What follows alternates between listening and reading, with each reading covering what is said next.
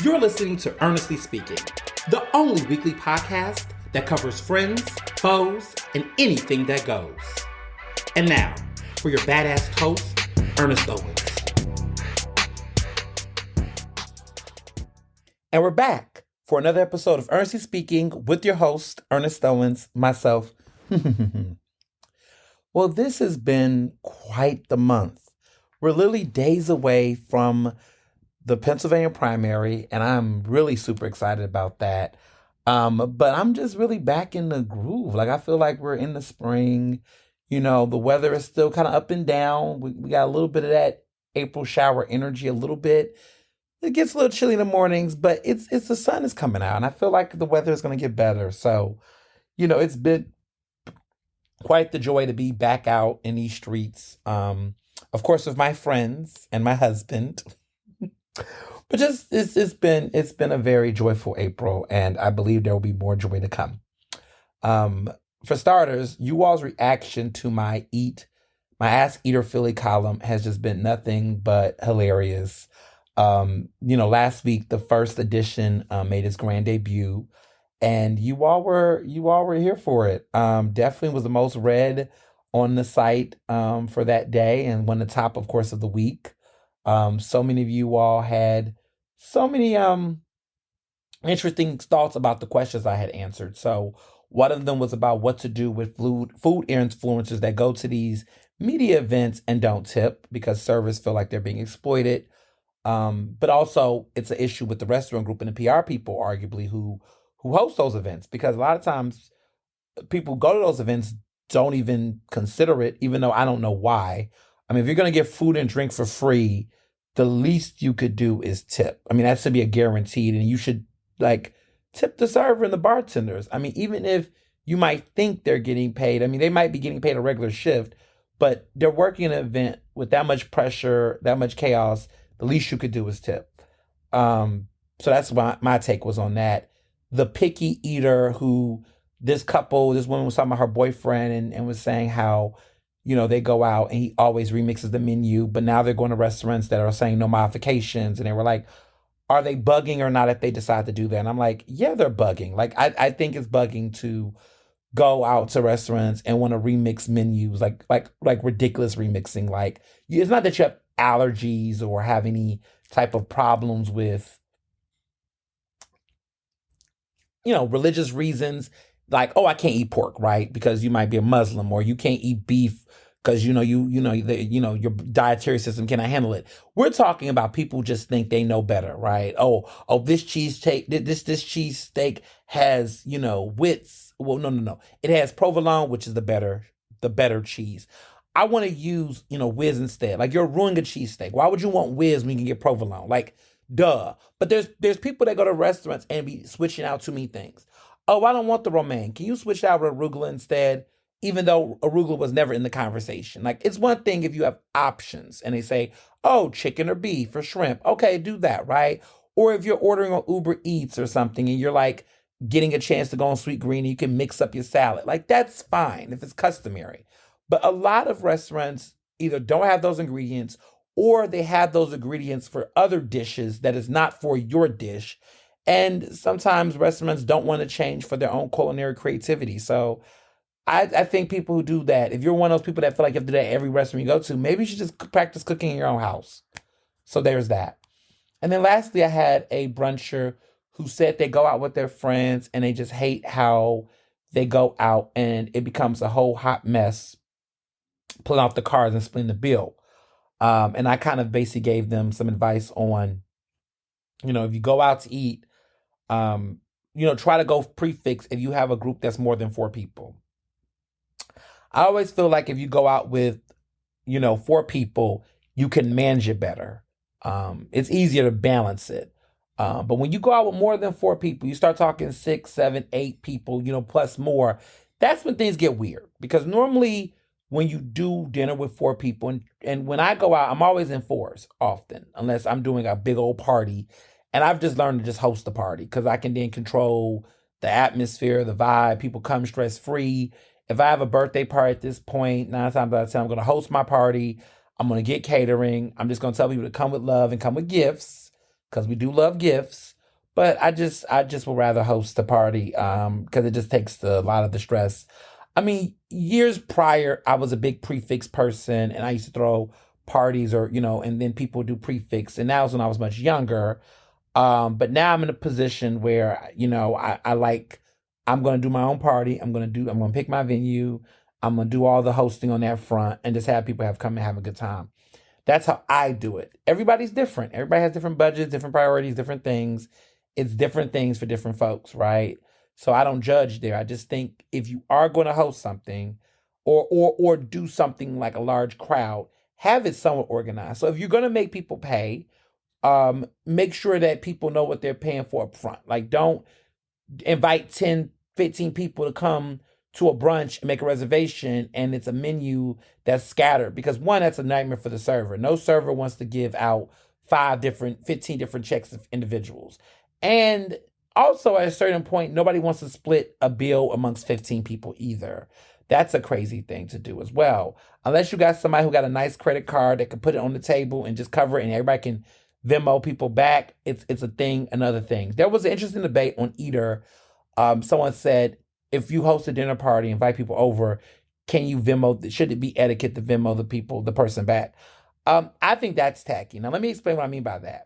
So, a lot of my friends know I do my New Year's party. It's my place. I got a nice place, but I don't invite. I don't want to disclose all my business with my living situation, but like, I have an upstairs situation. I have a personal space. On New Year's, I do my party. I do my little New Year's party in my place, but then I do my big birthday party in my upstairs shared space of the place, the building I live in. And so, New Year's, I don't use the big building like that because it can be a communal space for some folks that live in the building. But birthday wise, I do make a reservation because it's in October. It's not a national holiday or a celebration, so I'm considerate in that front. But for my for that, I throw a smaller party. Sometimes Easter, I do an Easter gathering. Thanksgiving, I've done Thanksgiving. I've hosted Thanksgiving gatherings. I've in the past have done little small dinner parties with certain people that live nearby me. But in those cases, if I'm doing like a situation, I'm doing a like, small dinner gathering or hosting, I don't ask anyone who comes to my house to Venmo me money for the food that I cooked. Like, if I'm going to invite you over to eat at my house, you're a guest. And if you're a guest, in the words of Beauty and the Beast, be our guest, then you're a guest. Now, people say traditional etiquette is that when you go to someone's house for dinner, you bring a bottle of wine or something like that. Bring liquor, bring something sweet. Sometimes people bring desserts or flowers for the house. I love fresh flowers. I'm a fresh flower girl. I do like fresh flowers. But, whatever. You bring something like light or something suggestive. Um, I don't mind because even when I do a party, I don't even care if people bring liquor or not. But oftentimes, it's always a nice gesture. Typically, what I do is if I have a bunch of bottles, I just continue to keep the bottles going, or we just might drink more that night, depending on the situation. But I am not for folks. I'm team no. Eater's opinion on it was also no for the national advice column that someone had did. Their position was no too. Like, you should not Venmo people for a dinner party at your house.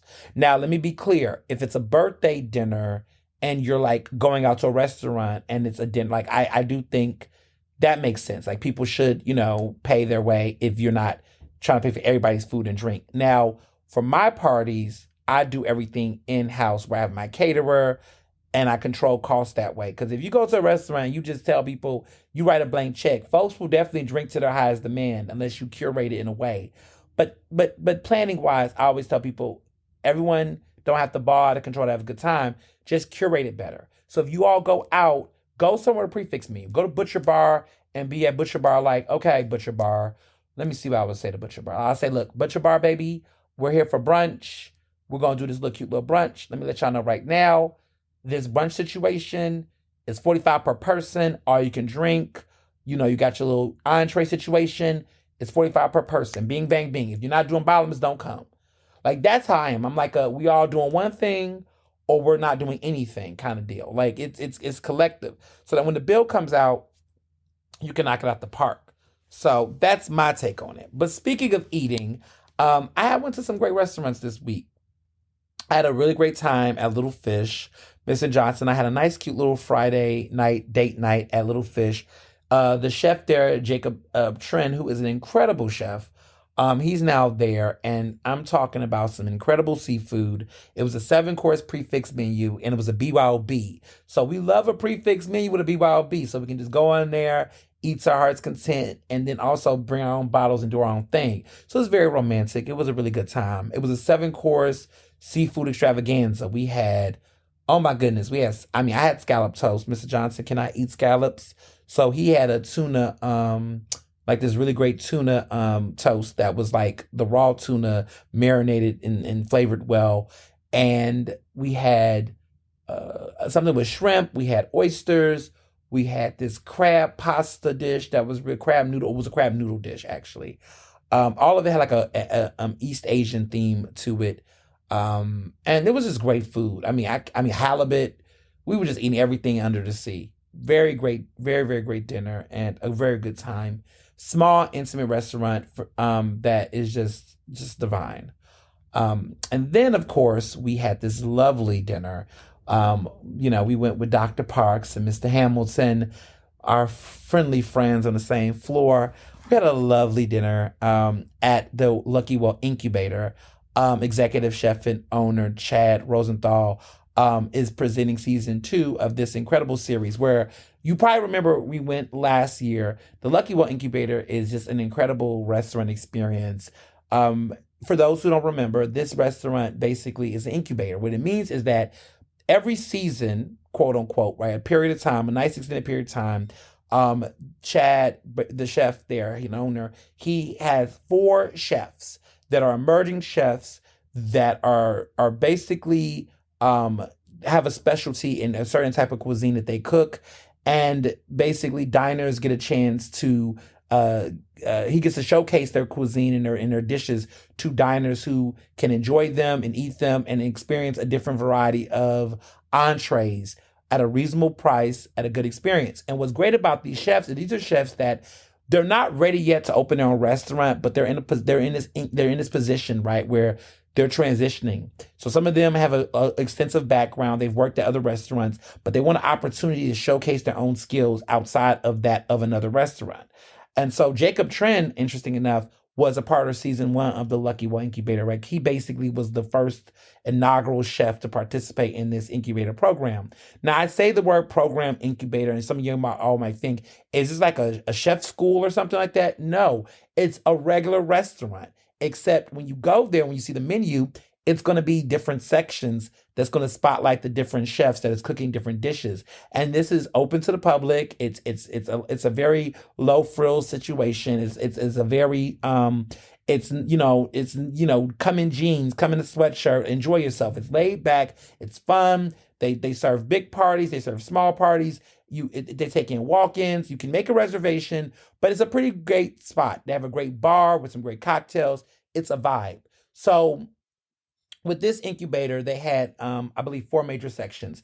There was a chef that did really good seafood dishes. So we tried fried oysters. We had the raw oysters. They had a really good seafood vibe. There was also like a Spanish Latin cuisine section that had different types of dishes. And we had the paella, which was this big dish that served us. And it was like this spicy rice with calamari. Clams were on top and shrimp. Fresh shrimp was on top as well. It was fabulous. And then there was a Lucky Well itself, which is the barbecue, which is some of the best barbecue in the region.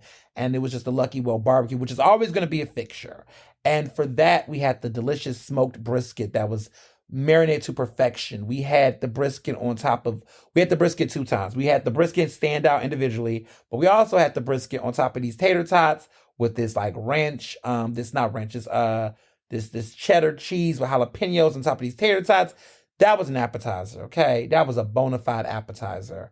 And then, last but not least, they had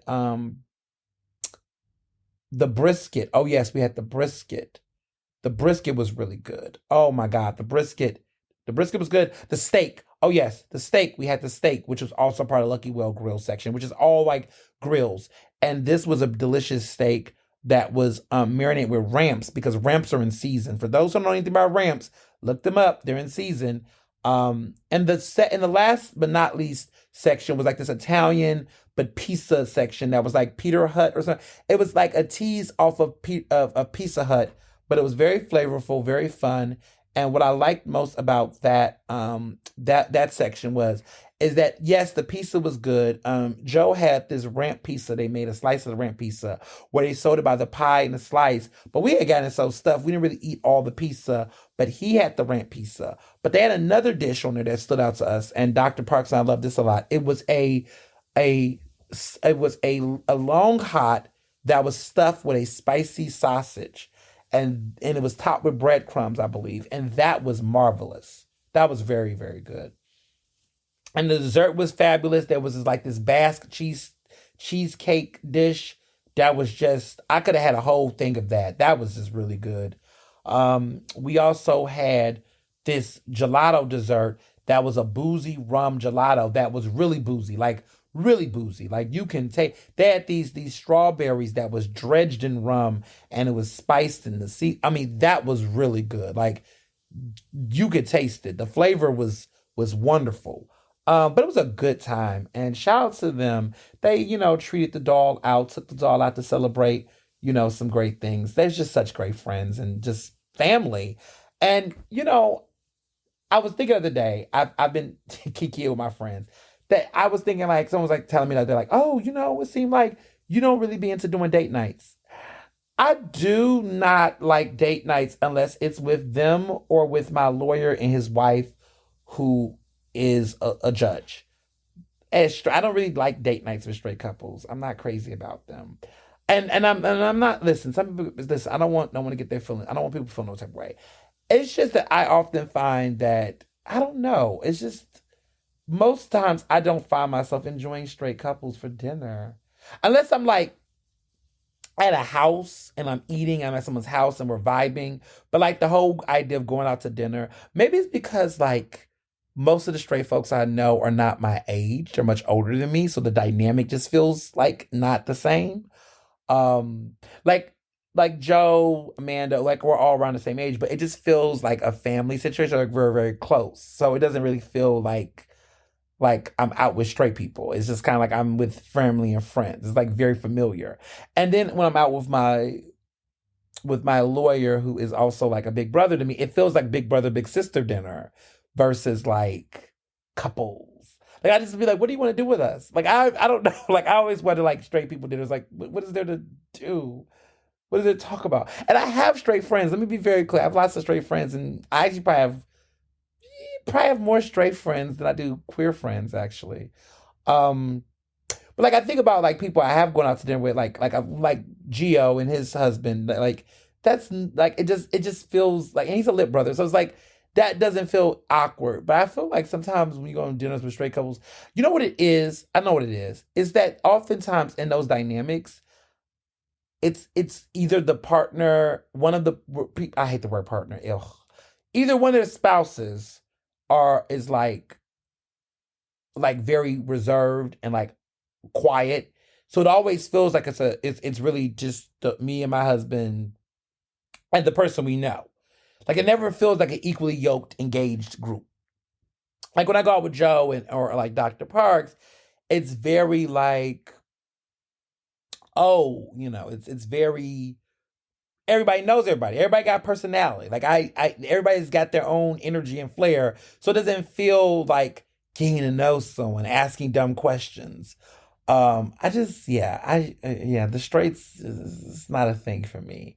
Like unless I like know you, but then I'm like it just has to be a certain vibe to it. Cause I think about all the previous years where I've went to like had dinner at a restaurant with a straight couple, and it wasn't people I like knew, but it was kind of like that. Oh, we should do dinner, and then we do dinner, and it's like basically I feel like it's like a charity case where it's like ask a gay all the things you want to know about gay people and things, even though they might not realize they're doing it, but they're guilty. Like it'd be things like, oh, so when do you all want to do kids, and who's the person that does the basically they be want to know who the top and the bottom, who the wife, who the girl in the relationship, who the man. They be asking them ignorant ass questions. They don't say it that way, but they use it as an opportunity to be. And the cutest thing they can do is pay the bill. That's always cute. Yes, pay the bill. After you done, given me an entire, queer fascination question in the air. Ugh. I hate it. I hate it. That's why I like going out with the straights. Because they get comfortable and then they want to know things that is just not, normal. See, everybody be acting like it's the gays that be forcing their lifestyle, quote unquote, on people, which is bullshit. But it don't be us. It be y'all. It be y'all being nosy. And y'all find these subtle ways to do it where y'all think no one's catching it and like we're fucking catching it. We see what you're doing. We see what this is.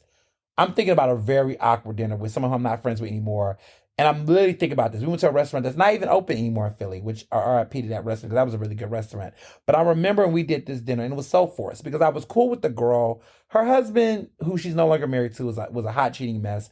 But we went to dinner and it was me and her. It was Mr. Johnson. It was all of us. We all went to dinner. And I just remember how like weird that dinner was. And I was like, I like her. Him, he was weird. My husband was like, is it just me or were that just a weird dinner? And I was like, it was a weird dinner. And so we kind of just have not been fond of going out with the straights for dinner. We'll just call them the straights, whoever you all are. Um, so yeah, I'm very much like I just have to be really like deep with you and the part. Like it can't feel like two couples having dinner. It has to feel like family and friends. And that's really hard because I have to like know you and the person very well before we decide to do this. And so I'm just telling the straights right now. If you have been a straight that have hit me up in my DMs and been like, yo, I would love for us to go to dinner. Me and your husband and I, we all should mix. And I've been like not responding to you. Let me tell you something. I'm a very responsive person. It's because I don't want to go to dinner with you. I want to go to dinner with you. You know what? Take that back. I want to go to dinner with you. I don't want to go with you and your husband or you and your wife because I don't know her and I don't know him. And it'd be weird. And sometimes y'all be signing y'all spouses out, be signing them up to go to dinners where they not even ready for that. They don't even want to do that. And if you a cheating ass dog, which this one dude, I ain't gonna even name him, but he be cheating on his wife left and right down these streets and be always seeing me be like, oh, me and wife, we should all grab dinner. No, I don't want to eat dinner and look at her. This is gonna be up for another part of this show. I don't want to do too much on this section. It's supposed to just be cute and light.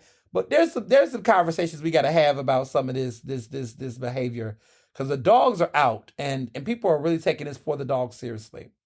But it's a more pleasant conversation. Um, yes, I'm super excited about the work that my I am a proud brother of Alpha Phi Alpha Fraternity Incorporated by way of the Mighty Road chapter. We was out and about on Saturday for March of Dimes. It's one of our national service projects that we do as a fraternity nationally. And so across the country, alphas were all about, during March of Dimes celebrations and marches. We really march for the babies. Like this, March of Dimes is about supporting, mothers and young infants who are dealing with birth defects or any issues that might happen and supporting families who are struggling to afford medical support around youth and babies. And so we really support this cause. I love the fact that, Philly Alphas raised thousands of dollars to support March of Dimes, in addition to showing up on that semi-rainy Saturday to do the walk. And it was a great time. Greek people from all over the Divine Nine were there. And this community was there. It was hundreds of people out there. Thousands of people, I would argue, was out there at the Naval Shipyard. And so it was a great gathering, and it was great to be out there in service because that's what I'm here for. I'm here for the brotherhood, of course, but I'm actually here for the brotherhood, but the scholarship and the service because that's what we're about. So I really love going out there and doing that great work. And as you saw, the alphas were there deep. We were deep. It was a nice group of us. Dozens of us were there doing the work. Black men doing the community work, serving our communities and making a difference. We love to see it. And yeah, so that's everything for, I got some, as you can see, I got some things to say. So let's get into these hot topics. So, it's a lot going on, across the board. It's let's start with the fact that Trump is on trial. This has been an interesting week of Trump being on trial. As you all know, this man faces over 30 something counts for pretty much, in a nutshell. I mean, I could get all technical with it, but pretty much what this man was doing was spending using his finances to cover up a lot of stuff that was happening, um, that was going on with this hiding. He was trying to hide money that he was using, campaign finance and stuff associated with his businesses. Use his money during the election to cover up the fact that he had an affair with an adult porn star named Stormy Daniels. You all know Stormy Daniels at this point. Stormy, the documentary is out on Peacock. You can watch her documentary. She's got a book. She's got all this other stuff out. There's plenty of information about Stormy Daniels for you to know or not know about her. The grift is real across the board. I'm just going to say that. But this case is a big deal. This is the first time in American history that there has been a criminal trial of this nature involving a U.S. president. And this man is getting criminally charged. This is no civil suits. We always talk about civil suits. We always talk about, whatever. This is criminal. And these charges are criminal. And there is a criminal penalty that will be connected to this if he's found guilty. So, that could be jail time, that could be probation, it could be a lot of things that could be on the table. But this is a crime that he's being charged for.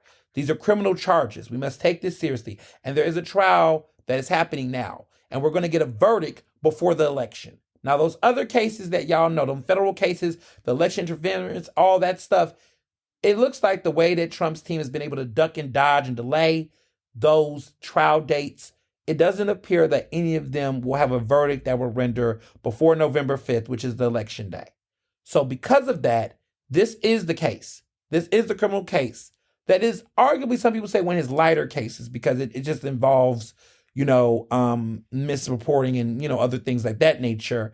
It's not insurrection. It's not all this other stuff. But it is a serious one that if he is criminally convicted, right, we are going to have a presidential candidate that is criminally convicted. A man who is running for re-election for president that is criminally convicted of something. That is just astounding on its own. So, there's a lot going on. The jury has been chosen. There's been some hiccups in the jury. There's already been debauchery going on. Sadly, a man set himself on fire on Friday on purpose. He has died from the injuries connected to that fire. Shout out to Laura Coates, who was on CNN, who was live reporting it and then got into reporter mode automatically to basically, alert the public about what was happening. It was a sad sight to see that's just, there's been a rise in people setting themselves ablaze as political protest. And this is nothing different. It's a lot going on with this trial. This man cannot get reelected, y'all. This man can't get reelected. So we're seeing a lot of debauchery. And this has only been week one. There's been conversations about his flatulence, which is a lot. Yes, he's been apparently, I'm trying to be classy here, but the man's been farting apparently in court. He's not used to being in one setting at one time. He has to sit there. Court cases are mundane. They're not exciting. They're not as spicy. He has to hear people say things about him that are unflattering. And he can't really clap back, and so I know his ego was taking a bruising already, and the trial hasn't really popped off, but it's about to. And so, of course, the media and everyone's going to be covering this every second of the second. So stay tuned, but we are here. Trump on trial. So, hashtag TOT, tot. Speaking of Trump, it seems that this man is trying to get the grift on the hustle. Just when you thought selling Bibles wasn't enough, just when you thought that, his rallies and trying to shame people into giving him money through, I don't know, all types of apps and stock, there's a new thing happening now. He wants he wants 5% cut from political candidates that are running on his namesake. Now, these are not opponents. These are people that is riding the Trump wave to win their primaries or potentially win their general elections. We're talking state reps, congressional members, Senate members. Trump can make some serious money. Now, some of y'all might say 5%, sneeze, sneeze, sneeze. But let me explain it like this. If you are running a primary, a congressional race that's competitive, and you raise, $500,000, Trump is getting a $25,000 cut. If you got a Senate race where you raise $1 million, Trump is getting $50,000. Now, there are 50 states in the United States. There are several, dozens upon dozens of competitive races happening on the state and local level, national level. There's plenty of people riding off of Trump's namesake, and Trump want to get his cut. We're going to see how that's going to play out. But Trump is getting all of the coins. Now, some will argue that in some places, Trump name on something ain't worth anything. They trying to run from Trump.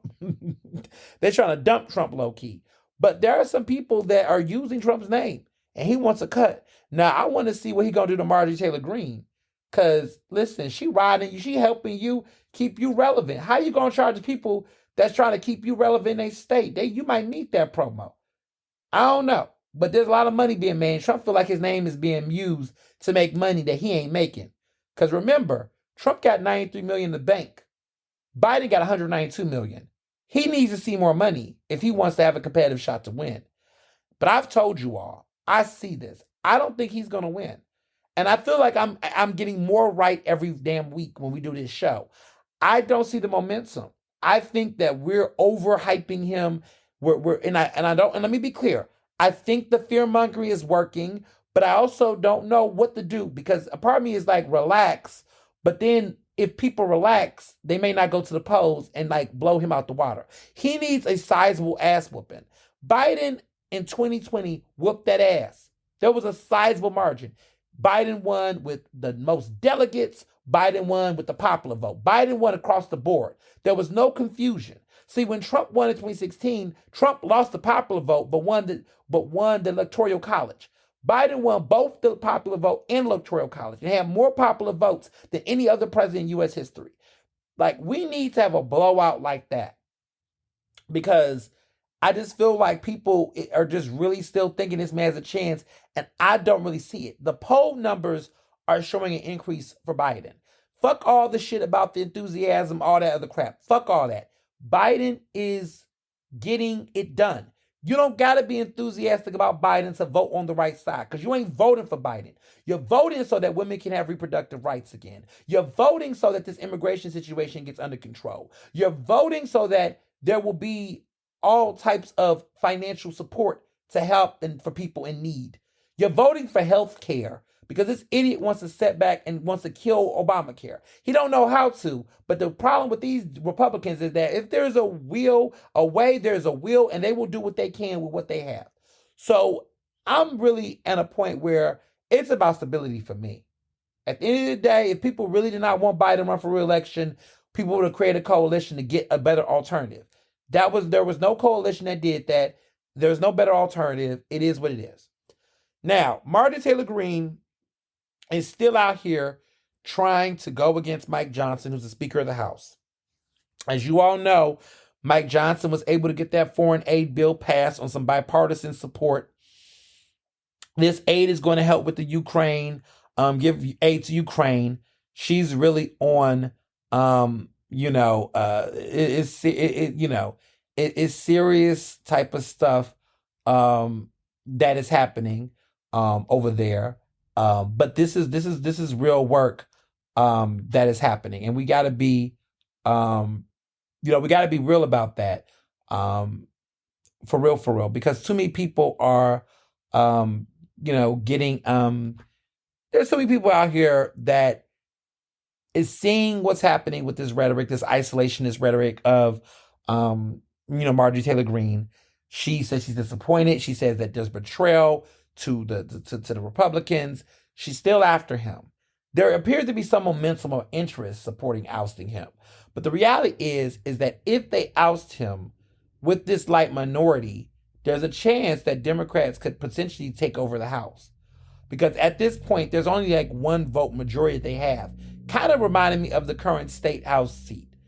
The Democrats have a small minority in the state House. They've taken the state House back. They don't have the state Senate, but the state House seat situation is real sticky because there is a one vote difference right now, and they need to hold on to these seats. Democrats need to, because if they lose a state rep seat, they're going to lose the majority in the House, and there will be no Speaker Joanna McClinton, who made history. There'll be someone else.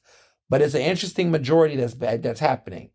I don't know what it's going to take for there to be some gains. The redistricting helped the Democrats, but now they got to maintain this majority that they have. But it's getting tight out here. I'll say that it's getting tight out here. Um, we'll see how it plays out. I'll say that much. We'll see how it plays out. Um, but keep stay woke. Now, when I said that Joe Biden's building momentum, he is building momentum. I mean, on so many levels, there has been a lot of chatter about his support. He came to Philly last week. A couple of my friends saw him, and he was with RFK's family, Junior's family. Now, RFK, as you all know, is the candidate that's running against. He's a third party candidate. He's an independent candidate. People are worried about. There was a former Bernie Sanders poster that said that while they don't think that Junior is going to win, they do believe that there is a chance that he could pull from some younger voters and pull from some progressive voters that might not be feeling Biden. And they think that in a race that they predict is going to be super tight, Biden cannot afford to lose any of these votes. So we'll see. I again think that there's going to be a massive level of support for Biden. That RFK is not going to matter. Even more interesting, what I will also add is that RFK family, the Kennedys, he is a Kennedy. The Kennedy family, including his closest relatives, are coming out for Biden, saying Biden is their hero.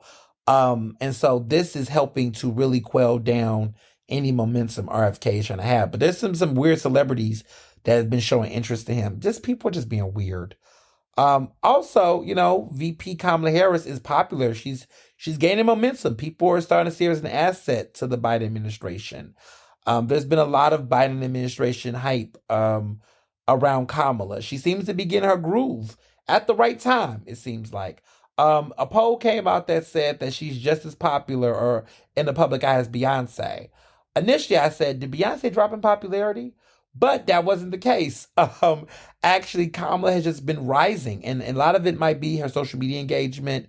Just the people that are just liking her. She's doing a lot of public facing engagement. She's staying very light on subject matter. She's really leaning into things that are popular within the administration. She's doing a good ambassador willship. She's being a good VP. And it's helping, I remember when she first came into this role, people was calling her Coppola. People was looking at her Miss Law Enforcement, Mrs. Officer. It was all the stuff that they said with her.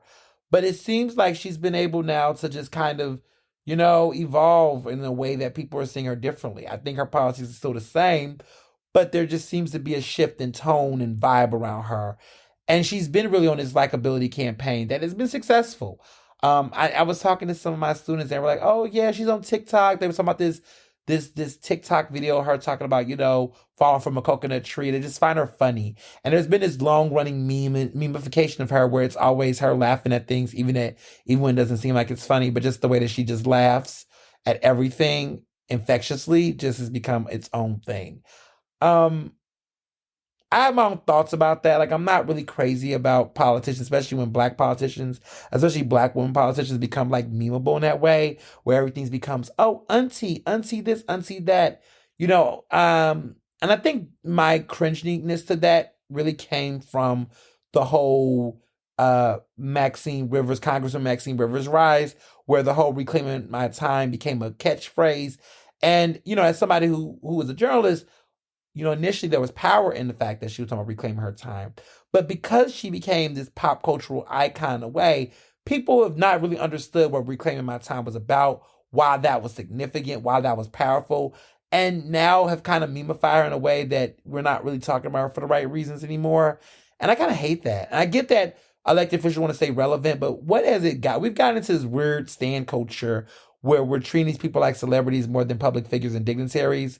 And there had to be a way that in time, I mean, I know, people can say the same about Obama, but one thing about Obama was he never drank his own hype. Like, he never leaned into that. Like, he never did. Like, yes, there were fans and people on it, but he really, it was not until he stopped being president that he played it up in some way.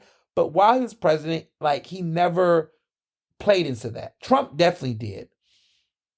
There should be more to be said about that topic. I don't know. I just feel like more should be said about the role of politics and stand culture. But like, it's just something to be said about just the way that that has taken off in society. And yeah, I would read more about it personally. But so yeah. But Kamala's doing her thing.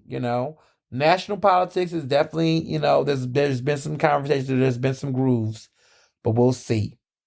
So there's been some interesting school board drama happening. I know a lot of you all saw my tweets, you saw my posts where I was really going ham and going in about the current state of, these school boards. So for people who don't understand what went down, Friday there was a school board hearing hosted by City Council. In Philadelphia, there are 9 school board members. They're appointed by the mayor. We do not have elected school board seats. I know other counties, other places do it differently. In Philadelphia, they're appointed, they're selected. And in this case, the current school board chairman, who is a fellow frat brother, um, Reginald Streeter, or as people call him affectionately, Reggie Streeter, he is the current school board chairman. He's running up for to be considered to be reappointed to the school board, but that requires, city council's involvement and things of that nature. Now, he's been under hot water because of the fact that some members of city council were being lobbied at a certain point in time by a black charter school association in Philadelphia group that was basically trying to, urge and lobby city council and others to not reappoint him to the school board. Now, he is a pro public education school advocate. He's really big on public schools. He really supports, he speaks truth to power. And so charter schools, kind of feel a certain way about him. Of course, this is a tale as old as time. However, the issue here is that while one could argue about, Streeter's, in his things, there was this lobbying, and people wanted to figure out who was at the center of this lobbying. Well, the person at the helm of this lobbying was the wife of Council President Kenyatta Johnson, Don Chavot. Don Chavot does not want Streeter to be reappointed to the school board, and she doesn't want another woman whose last name is Wilkerson. I think her name is Isabel Wilkerson, but they don't want Wilkerson, they don't want Streeter, these 2 individuals who were previously on the school board, to be reappointed. And so there's been a lot of lobbying, campaigning that was exposed and reporting that was done at the Philadelphia Inquirer, that there has been a lot of conversation. Now, the bombshell story came out on last Thursday, the day before Friday's school board hearing. Now, at that hearing, Streeter was the one that was being questioned. Isabel Wilkerson, or Wilkerson, it's not Isabel Wilkerson. I'm thinking about Isabel Wilkerson, the author of it. It's Joyce Wilkerson. Oh my goodness. Freudian slip. Joyce Wilkerson is the person I'm talking about. Isabel Wilkerson wrote the incredible book Cass and the Warmth of Other Suns. That's what I'm thinking about. But no, it's Joyce Wilkerson. That is the woman who is the African American, the Black Charters Association in Philadelphia wants to cut. They want Wilkerson out and they want Streeter out. However, it appears that right now Streeter is going to make it. He's going to get appointed again, which is good. Wilkerson, her conversation has been kind of tabled. So it looks like Wilkerson might get the axe. We don't know, but it looks like she might be the one that's going to get the axe. We won't know until this upcoming Thursday at City Council. We'll find out what's going to happen. But it's not looking good for Joyce Wilkerson. It looks like Streeter's going to make it, but it looks like Wilkerson may not. But we don't know yet. There has not been a formal vote called, but there was a hearing. So here's where I got pissed off. Because I'm about optics, right? There's a story Thursday that comes out that implies that the wife of the the council president, let me be clear, has made it clear that there's no coercion, that he's not using his wife or his wife is not using him to do any politics. That's the allegation. But when you have been indicted, criminally indicted on several charges with your wife, where people have speculated that you two are a diabolical duo, the feds would say, that have done some things that were unethical or illegal at the time they were claiming. And it's been a history where there's been allegations and speculation and criminal charges. Mind you, no criminal convictions. To be clear, they have maintained their innocence and they have not been criminally convicted of any crimes or wrongdoing, okay? But there has been a dark cloud over that couple, between those two, where there has been implications that there has been some alleged quid pro quo. There's been alleged coercion between the role of his councilmatic seat and prerogative matched with her consulting and connections. There's been some unethical behavior. And let me just say this about unethical behavior, because I want to be very clear that I personally believe that Kenyatta and his wife, the way that they operated was unethical. And let me be clear, the Board of Ethics agreed too. He's got one of the heaviest fines in city history, where he has been fined for doing a lot of unethical lack of reporting of conflict of interest. He has not been clean by the book when it comes to how he has done his dealings as a city council member. That's a fact. The issue is that just because something is unethical does not mean that it is criminal. And so the feds had a hard time, basically making the case that his behavior was criminal, or Don Chevelle's behavior was criminal. But it definitely was unethical. And there is a basis to argue that. I have a basis for arguing that. I will argue with anyone, including him, about it. I think he would, if he has any integrity, he would acknowledge that he wasn't as thorough as he should have been in his dealings in the past. In this situation, all I'm saying is that I can see the conflict of interest. Your wife is in a position where she can literally, she has access, right? She has access to, city council, right? She is the first lady of city council, some people say. Her husband is the city council president. And she's advocating to basically get two people not reappointed. And she understands that she's lobbying city council members. All I'm going to say is it might be hard for me as a person on city council, as an elected city council member, that I know I have to work with the city council president to get certain things and policies passed. If I do not take the call that his wife has given me on the phone, and this is the most important person in his life, would that not spell, would I not be the council person's, would there not be a possibility that he might retaliate in a way that may not be so subtle, that he might not consider something I'm putting on the table or delay what I want in other areas because of this issue? That's a possibility. I'm not saying it could happen, would happen, but it could happen. And sometimes the presumption or the possibility of impropriety is a conflict of interest.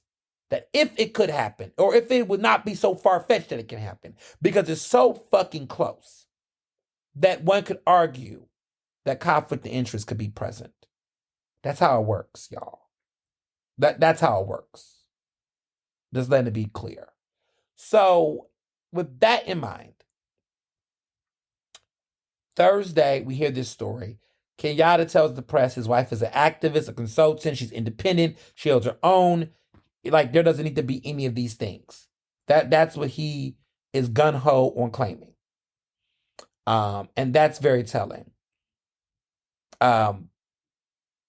So, yeah. Just take that in mind. Now, Friday's hearing. I watch it at home, Channel 64, I believe, public access cable, support the local outlets that the local channels that do provide non-commercial, persuasive marketing type of stuff, like, just straight up community content, right? Support Philly Can, support the public access channels, because they are a resource for the public. I didn't go to city council. I went to the hearing. I watched the hearing. I live tweeted. And what really disgusted me was that 80%, 80% of the hearing was talking about Black charter schools. That's interesting. Why would all these city council people be obsessed about Black charters? Like, okay, you got Kenyatta, who tried to play modest with it. You got Isaiah Thomas, who is interesting because Isaiah Thomas goes, I'm not, I'm for public education, but I support black charters. Dude, come on. That's like saying, oh, I support, marriage equality, but I don't support the Equality Act. The fuck? Like, if you don't support non-discrimination bills against LGBTQ people, but you support marriage equality, that's half-assed. Either you for it or you not. I just feel like his whole take on I support black charters, but I support public schools. It's like supporting black charters in a school that's predominantly black and brown kids means that you support charter schools. You could play all day with the black charters logic, but charter schools in Philadelphia are largely supporting schools to provide education for schools, for kids. And let's be real, charter schools, some of them are good. Like you got Boys Latin. Like I'm not going to ever come for Boys Latin. I think Boys Latin as an institution graduates more young black men than any other public school in Philadelphia. Okay, right? But let's be real. Not every charter school is a Boys Latin.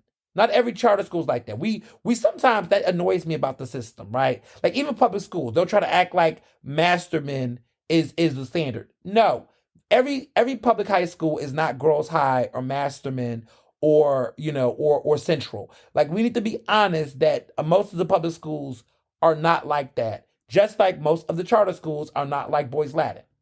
And so we need to be honest about the lack of regulation in these charter schools because it'd be some interesting people that get into these charter schools that be educating our young black men and women.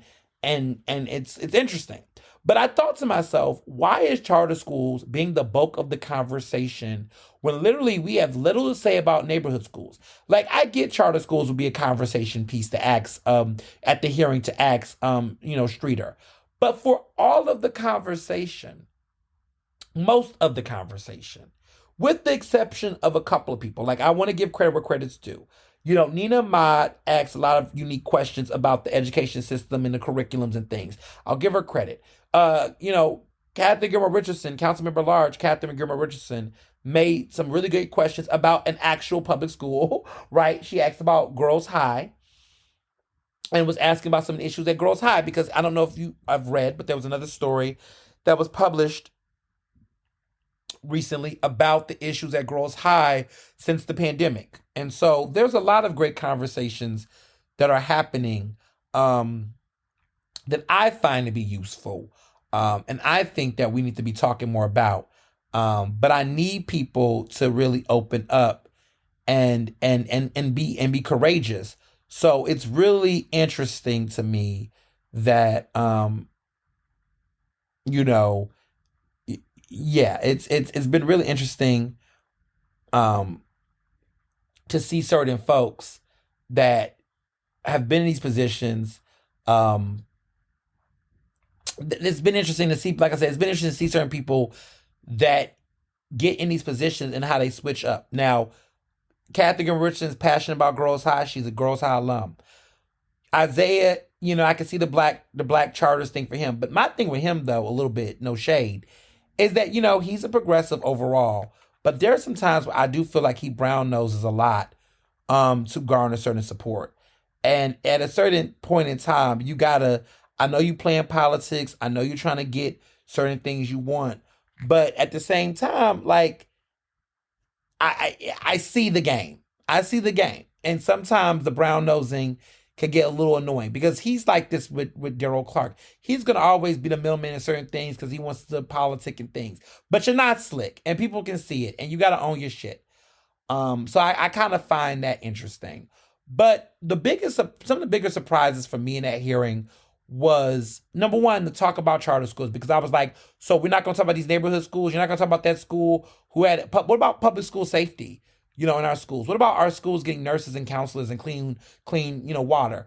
The lack of conversation around facilities was really frustrating, right? Around our public schools. You got people like Jalen Hurts, who was an incredible man just outside of football alone, right? That donated $200,000 to make sure that I believe 20 to 10 schools or whatever, public schools, had proper air conditioning. He gave up $200,000 of his own money.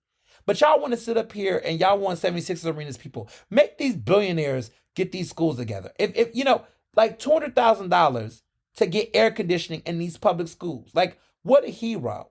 So these kids do not have to take out, they don't have to, that the air conditioning situation is so bad in Philadelphia public schools that people, they have to take days out of school because if it's so hot, they can't continue to learn because they don't got proper air conditioning. Like, that's what we're dealing with. But you got people over here want to talk about charter schools, where, mind you, charter schools get to fundraise however they want. They get to do all this stuff, get millions of dollars. They get to do whatever they want to do, regulate how they want to regulate. And yet everything about them is about results. They can fire teachers whenever they want, hire people, because everything's about getting a certain results. There's no conversation oftentimes about quality control. There is some wild, wild west going on with charter schools. There are some pluses to it, but there's also some nays. But when you put charter schools up and continue to support them, you also create a culture where public schools will never be where they need to be. And so the inequity continues.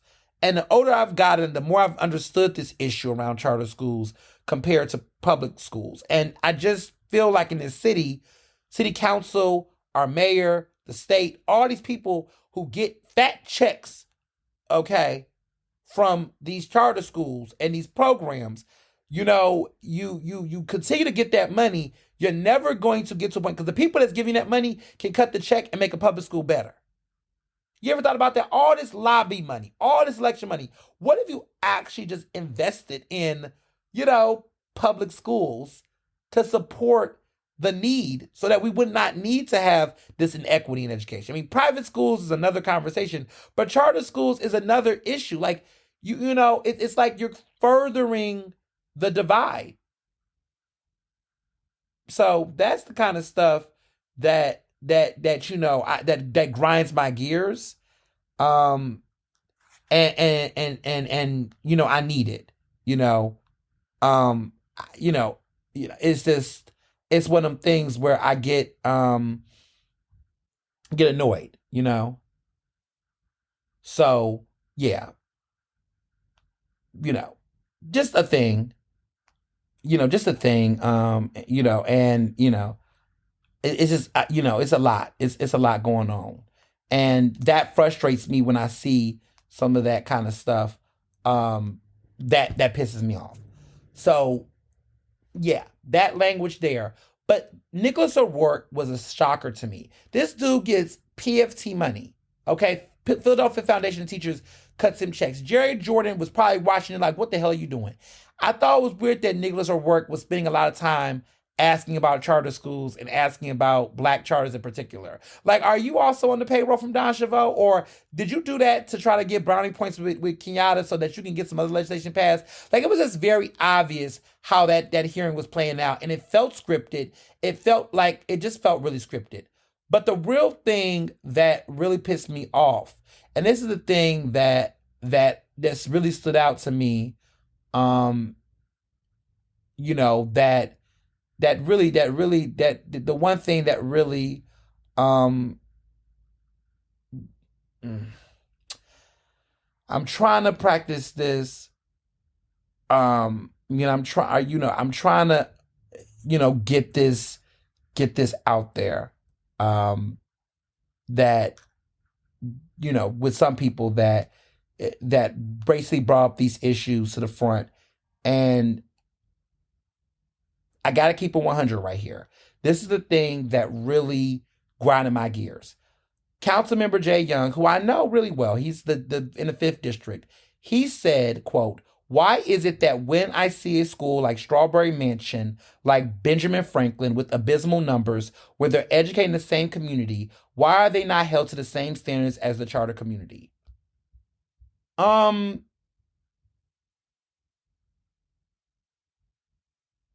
Moments like that, you just have to get annoyed. So I'm taking a moment here to say, so you don't realize that charter schools pick and choose who they educate and kick out. You don't realize that they are literally kicking people out that they don't deem is, that they might feel might be disposable and damaging to their quote unquote numbers. Like, you don't see these issues arise. I just, what kind of question is that? First of all, have you not realized the difference between charter schools and public schools? That, yeah, charter schools have a lot more ability to regulate themselves in ways a school district don't? Like, that's just weird to me. That's just weird to me. So yeah, that's just one of those things where I just was like, okay, so we're not going to address this issue here. Um, but I'm gonna let y'all be great. That was my attitude. Like I was like, I'm gonna let y'all be great. Then, if this is what if this is the argument that y'all want to make, um, yeah, I just yeah, the logic don't make sense. And again, it sounds like a script. It's just giving script. It's giving Don Chavot, girl. Listen, let me give you some pointers on lobbying consulting. The goal is not to make it look so obvious. Yes, you want to make sure that they're on message, but it just looked like you didn't curate this. If you asked certain elected officials that you were going to line up to talk about charter schools and give this man hell, right? First of all, the man's going to get through. But if you was going to do that, right, why would you have everybody obsessing over this topic in a way that it made it look like everybody was bought and sold? Because really, it looked like city council's compromised on this issue. Because if you were thinking about Philadelphia public schools, that black charter schools in particular do not represent the majority of Philadelphia public schools or the impacts of most families. So for you to obsess over one particular group within the larger confines of public education in this city, yeah, it looks sus. It looks sus. It looks sus. Even Ray Charles can see the bullshit. Like, it looks hella sus. And especially given that this happened the day after, when the media and everybody knows who was involved in trying to take these people out their seats. Yeah, that shit looks sus. And I don't like it. I don't like it. And I definitely spoke to a couple of people at council and expressed my unfiltered thoughts about what that looked like and how messy that appeared and how disappointing it appeared. And you know why I'm frustrated about this? It has less, I mean, yes, the school district and public education matters, but the reason why is because I've never seen them give this much heat to the Philadelphia Police Department. I've never seen them give this much smoke to the Sheriff's Department. Like, the Sheriff's Office sits around and there's lots of questions about the ethics at the Sheriff's Office when it comes to money and budgeting and everything else. Never seen them give that much smoke to them like they gave to Streeter. And you know what's interesting? The difference between Streeter and Sheriff Rochelle Bilal is that anybody who's on the school board does not get paid. It's a voluntary position. It's a volunteer position. Nobody gets paid. These people are overworked and underpaid. Actually, they're overworked and not paid. These people get no actual salary or stipend financially to do this work. They work 40 hours a week. In addition to the work they have to do for their own personal lives, they have to go through so much scrutiny and vetting to even make it there. These are people that's volunteering their service, the best of the best educated folk that care about our kids and education. And you're giving them a harder damn hearing than you actually have given the police department and the sheriff's office. I am going to be there at those hearings. I am going to look at those budget interviews when they have to go into the sheriff's office and budget and the police department. And you better keep that same fucking energy. You better keep that energy. Because it's going to be disgusting the fact that there's so many other issues going on in our city. So many issues with services. So many problems. And it's just so interesting to me that all of a sudden, with all these issues going on, that y'all got so much heat and so much advocacy for just a particular niche charter schools. I want y'all to go hard for charter schools, and that way, the way that y'all need to go hold these accounts, I want y'all to have that same smoke. Because I've seen everything. Anything is possible. And I'm going to pay close attention to how they move, because I'm going to see in real time why people are really annoyed with city council, because they demand so much power. They want so much influence. But the gag is that you all will never roll up your sleeves and do that necessary work. It's so cute to have a hearing and get performative and get up here and yell and belt and do all this stuff. But it's interesting to me that they can do all of those things and then don't find themselves in any position to do anything. It's frustrating. It's disgusting, and I just think there needs to be a lot of more respect that needs to be given to people who are volunteering and serving, because it's ridiculous. It's ridiculous. There's other issues that are happening in this Philadelphia school district system. It's happening to public schools, and the energy is not being kept. And when I tell you that I just was so frustrated, the fact that there's so many other issues going on in our city. So many problems. And it's just so interesting to me that all of a sudden, with all these issues going on, that y'all got so much heat and so much advocacy for just a particular niche charter schools. I want y'all to have that same smoke. Because I've seen everything. that I just could not help but tweet and just express my thoughts. And clearly my thoughts landed because people who did see it contacted people and I got phone calls and text messages. And I didn't give a fuck because, right is right, wrong is wrong. And I'm never gonna bend on my thoughts. I can like you as a person, but disagree with you on a stance. And I'm never going to hold my tongue when it comes to just because this is our kids we're talking about. This is public education. I get annoyed with politicians and people that take shit personal. Stop taking shit personal and take shit for fucking professional. At the end of the day, this ain't about you. It's about our schools. It's about our kids. It's about the state of this fucking city. And if you're going to fuck up on issues that impact people in our communities while getting elected by the people to serve the people, you're not doing your job, who's supposed to hold you accountable? The free press. So that's what I'm doing. It's called my job. I need y'all to do y'all's and stop being bought and bothered by people. Period. Because there's a lot of that going on, and it's time that we call it out for once and for all. So yeah, I think there's a lot of things that are happening right now in this upcoming PA Democratic primary that is slated for Tuesday that kind of echoes some of my thoughts about calling things out. This is an interesting time. There's some big races up in the air. Even though this has been a pretty predictable, it seems like a very lackluster, enthusiastic primary. I mean, pretty much everybody knows Biden's going to win. I think he's going to win the Pennsylvania primary amongst Democrats. I think he's going to win clearly amongst Democrats. But it's interesting to see some of these other, races, right? So I want to see how people are going to vote, for contested races. I have my prediction and my thoughts, but I first want to address something really quickly. I did my special edition episode last week, my unexpected episode with Lewis Nash, who's running against Florian Slip. He's running against Malcolm Kenyatta in the 181st district in North Philadelphia. And that is a contested race that pretty much people predict that Malcolm Kenyatta is going to win. I predict he's gonna win. I don't necessarily think it's gonna be a blowout. I do think that it's gonna be a little tight, or noticeable that there is some opposition. But you never know. There could be a surprise situation. But I think there's been enough, attention in that district that the party support that I think is gonna be enough to carry to carry Malcolm Kenyatta to victory. I think the party stripping Lewis Nash away from his, committee person seat, his world leader seat. I think all of that played a role in how he was able to navigate. And I think that because he doesn't have those roles, I don't know. It could be a situation where he's weakened so much that everybody's going to get in submission and vote for Malcolm.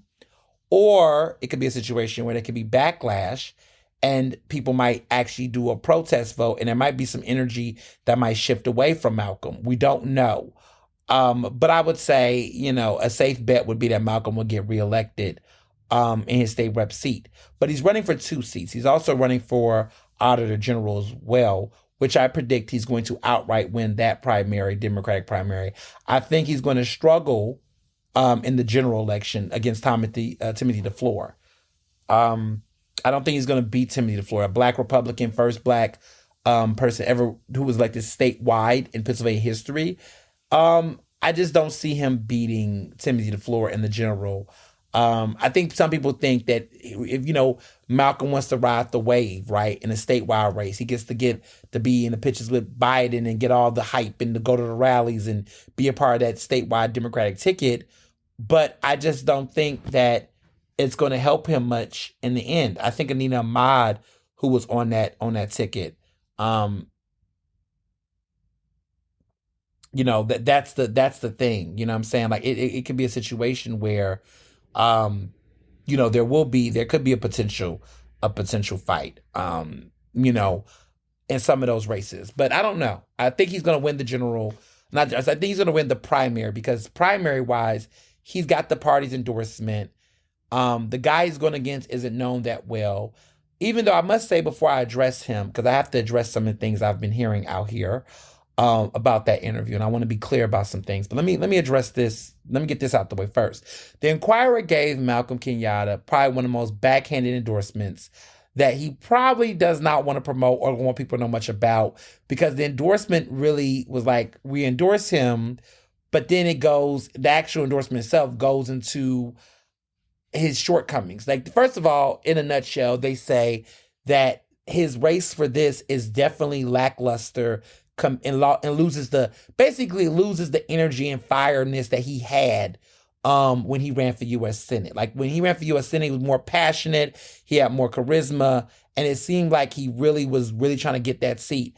This seat, he seems to be more, constrained, seems to be less dull. He's not really making a strong case. And I would argue because the auditor general position actually has to do real work. Like, you actually have to know what the fuck you're doing. And this is a guy applying for a job that does not have the actual qualifications to do the job.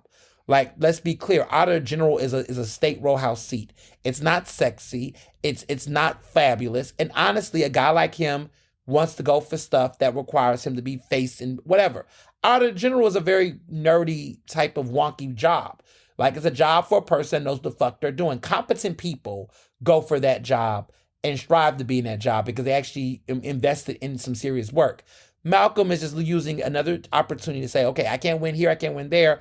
Let me look for a stepping stone. And so this is a stepping stone. And I think right now our state, our Commonwealth of Pennsylvania, does not need people really trying to do stepping stone roles unless it's like, I don't know, lieutenant governor. Now, I'm not saying Austin Davis in lieutenant governor role is using a stepping stone, nor am I saying Fetterman did the same. Obviously, it was a stepping stone for him to become U.S. Senator.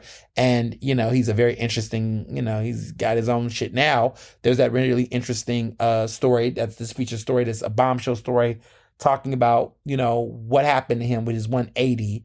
That's in Philadelphia Magazine. Please read it. It's a very, very, very insightful, long read about who Fetterman is now. And it was some good reporting on it, because let me just say, the Fetterman that we have today is not the Fetterman that I knew. Yeah, I'll just say that. It's not the Fetterman I knew. And I'm gonna leave it at that. So yeah, it's a lot of stuff that I see going on, and I'm just like, yeah, just just a lot. But yeah.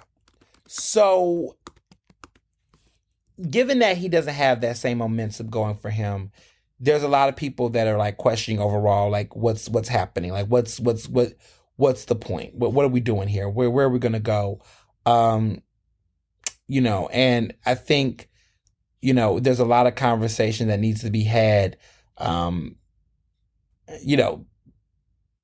I think there's a lot of things to be said. Period. Now, as far as this endorsement goes, another big point that the Inquirer brought up was about his race against Mike Pence, who was the guy who is running against him. He is not in a uncontested race, but it just appears that he's the front runner because he has the party support. So Mike Pence, it was caught on a video saying that, there is a lot of stuff that is being said that really frustrates me. And one of the things that came out was that he said on camera, he was caught on a Ring video, basically accusing Mike Pence of being a racist, and really took it there. And the source of the basis of that claim was because Mike Pence had once mentioned something using the term ghettos. But as you all know, that Mike Pence is Jewish, and so using that term around ghettos, it can also mean another reference to the Upshaw risings, where there was issues around, the discrimination of Jewish people back in the day, where they were put in what was considered ghettos, right? And there is a history there that people don't, we don't talk about a lot. But ghetto is not something that is just for Black people, and it's not just connected to, and you look at ghettos in occupied Poland, right? If you look at the history of the Holocaust, that's when, that term ghetto was used. It was used in Warsaw, not Upshaw, Warsaw, which was the largest ghetto was in Warsaw, which was the Polish capital, where you saw millions of Jews were confined. So this is history. Like that terminology, that reference is all connected. So when I was hearing, you know, Kenyatta try to use that, I was like, you're reaching for straws. He did the same thing with Fetterman, during their primary. He has this penchant for trying to go that route when he doesn't have solid ground. Like you could critique Mike Pence and a lot of other things if you want to. I mean, I don't know why people just can't simply say, dude, you don't have no experience in financing. You're running from the wrong seat. Did you get AG confused for Attorney General, even though he wouldn't even qualify for Attorney General? Like, this is just obvious. And I just think that this is, again, party politics. But I'm just looking at Kenyatta like, don't be one of these Democrats talking semantics when you have been a bootlicker for Biden this entire time. Now, Biden has said some very racist things in his history. I mean, the way that he described Obama as being articulate and being whatever, yeah, he used words out of context. He used words, inappropriately. And he did say offensive shit and he's apologized for it, right? But like, don't get into the business of trying to cherry pick and nail people to the ground on certain words or terms when you ain't did that with Biden, okay? Don't even play like that. Now, Mike Pence clarified and made it clear what he was referring to. But he also did apologize and say, listen, if people did not read it that way and it came out that way, I apologize.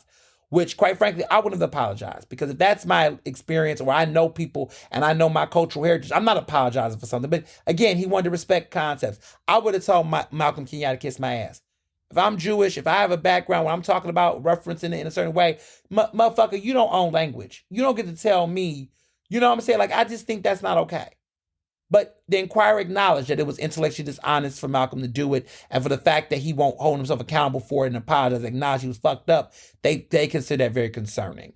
And they do think that it's going to come up in videos or things like that, will come up in other spaces when he runs. I don't know. Maybe it will, maybe it won't. But I will say this. The big issue with Kenyatta in this general race, right? Because I think he's going to win the primary. I predict that. Is that he's going to have to stand up against another black man. And if you're trying to go up to this man with experience and claim he's a Trumper, don't even go there. Because at the end of the day, this man is not a Trumper. And he does not need to be one to win a re-election. I know so many Democrats that have said they're not going to vote for Malcolm in the general. And I know some that's not even going to vote for him in the primary because they just don't feel like he's qualified. And they don't think he's going to have an actual shot of actually winning the general. So there's a lot going on.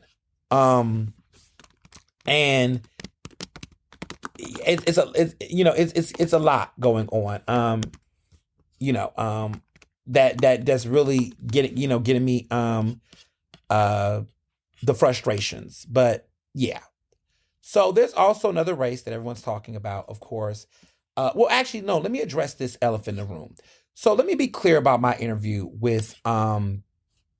I will say this, and I will say this. My interview with Lewis Nash was an interview that I didn't ask for. I didn't do Wendy Williams. Let me be very clear. I'm no Wendy Williams. I am a journalist. Okay, I do this work with ethics and integrity, and I do it with dignity and self-respect, and I keep it professional. I might have my personal opinions about certain individuals. But when it comes to the craft of journalism, right, I do my due diligence and I'm fair and I'm balanced. People pick and choose with their confirmation bias how they want to read and interpret my work, and that's up for them. But I bet you pound for pound, name for name, work for work, published article for published article, I will tell you that people who would make a certain argument a certain way be full of shit. They say, oh, you come after the black politicians hard.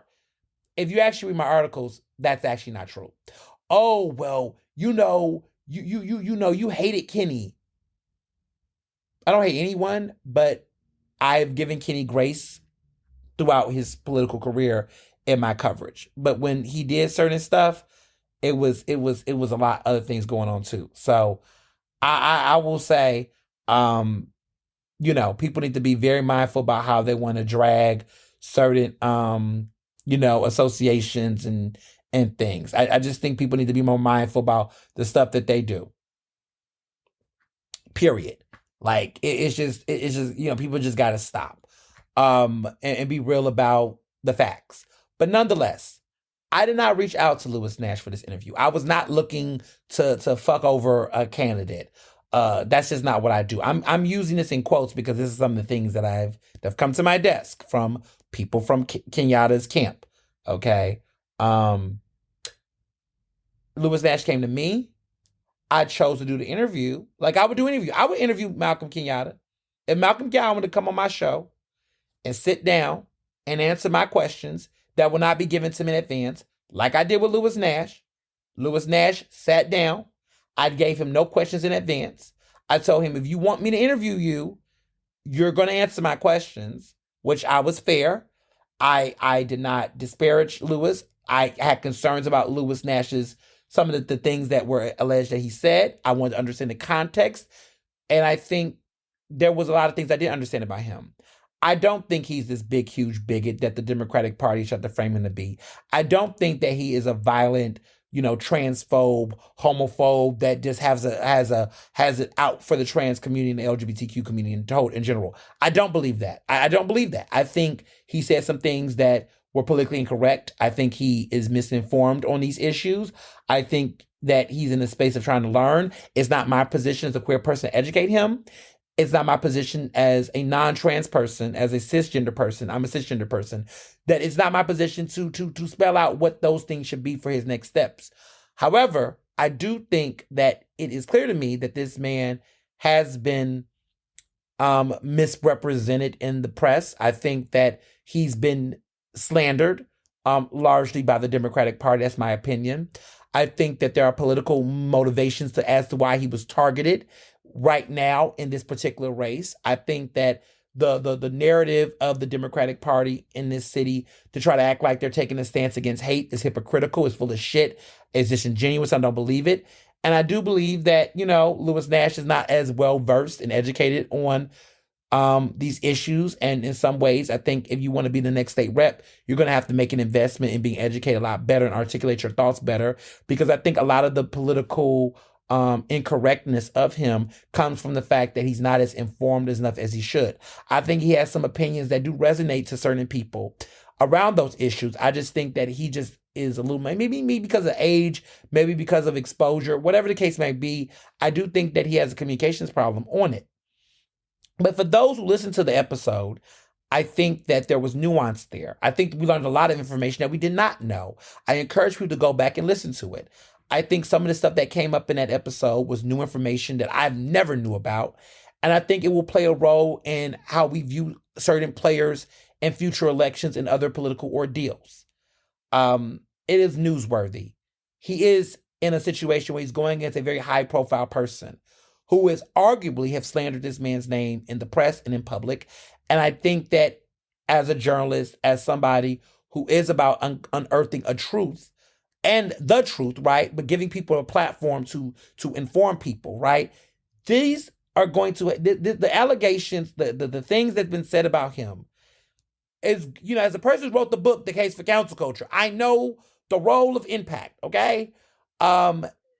This man is, you Google him, and there are national articles and local articles framing him as something that he's not. And I do think to a certain extent that if you know better, you do better. And again, I didn't look for Lewis Nash, but Lewis Nash looked for me. He said he had a story to tell. He said that he had a truth that he wanted to share, and it was something that was important. There's something to be said about this. And I do definitely, feel like there's a lot here. There's a lot, to be said. So following up on that, really serious to see, where the chips will fall. But it's a lot to unpack. I think there's a lot to unearth. I'm curious to see where things are headed, but the conversations are going to be really, really, really, really spicy. And yeah, it's going to be a lot of things that's going to be talked about. for sure, especially pertaining to that dynamic. But I want to say this because this is the big thing about it. That interview, it was raw, you know. He was politically incorrect. I mean, he couldn't even say LGBTQ properly. There was times where I had to just hold myself when he was like saying, the straight and the crooked. But he wasn't referring to the straight as in sexuality straight. He was referring to the straight and crooked as in the biblical terms. Like a lot of pastors say, we take people walking the straight line or crooked line. And so it was not related to sexual orientation. People kept noticing, it was like, what bad wordage to use on the show when you're already being accused of something, right? But that's not what he meant. But again, I know that guy. You know that man. That man is so many people's uncles. You know people like that in your barber shop that just don't say it right. They're trying to make a point, even, but they're not saying the things right. And a lot of people just don't have it. And I think just that I feel like in certain cases, you can see people capitalize off of people's ignorance in ways that they use it and weaponize it. Like the fact that conversation was not a conversation that he spoke up into, that this was a conversation amongst other elderly, older Black ward people who were having a conversation that they felt like was a space for them to talk about. It was a learning conversation. It was a discussion. People were saying things that may not have been the most educated way, but they were trying to learn and get to a point. And he was trying to lighten the mood with the way that he was discussing some of this. But again, you're not in a room thinking that in a place that people are trying to discuss and have healthy discourse, that someone will be recording it and trying to use it to shame and slander someone. Like that just violates on so many different levels. And it also, it goes against a lot of my way in which I want to create space to educate people and have conversations healthy. Like if you're having a conversation with people about race or sexuality or things like that, and you're in a space where people are really coming in, expressing their ignorance and trying to be in a position to learn something and share different thoughts, to record the person, put it in public, you was not in a place to try to actually be in a healthy learning environment. You were actually in an environment where you were trying to basically find fault, sensationalize it, and shame people. And quite frankly, I think that this whole situation is backfiring away because the Democratic Party appears to be more performative, and it shows them their ignorance. Some of the people that have been speaking on this issue, I'm like, I've been in rooms where you have said shit politically incorrect. You have said things completely inappropriate. You have been very dumb and you sounded very stupid talking about certain issues. And yet, these are the same people that were out here like, oh, this is bigotry, this is this. And it's like, no one can hear the recording because it was done in a way that was illegal. It violates people's actual rights. This is a two-party, third-party thing. You cannot just record people. It was a confidential room. It was a room of business. It was a lot of things about this was just inappropriate. The problem is that no one's actually heard the recording. I believe the Inquirer has heard it, but no one has seen the actual transcript. Stuff has been taken out of context. The description of the conversation has not been made clear. And so Lewis Nash provided all of that information to provide that context. And so there is some, legitimacy into the fact that the context was missing.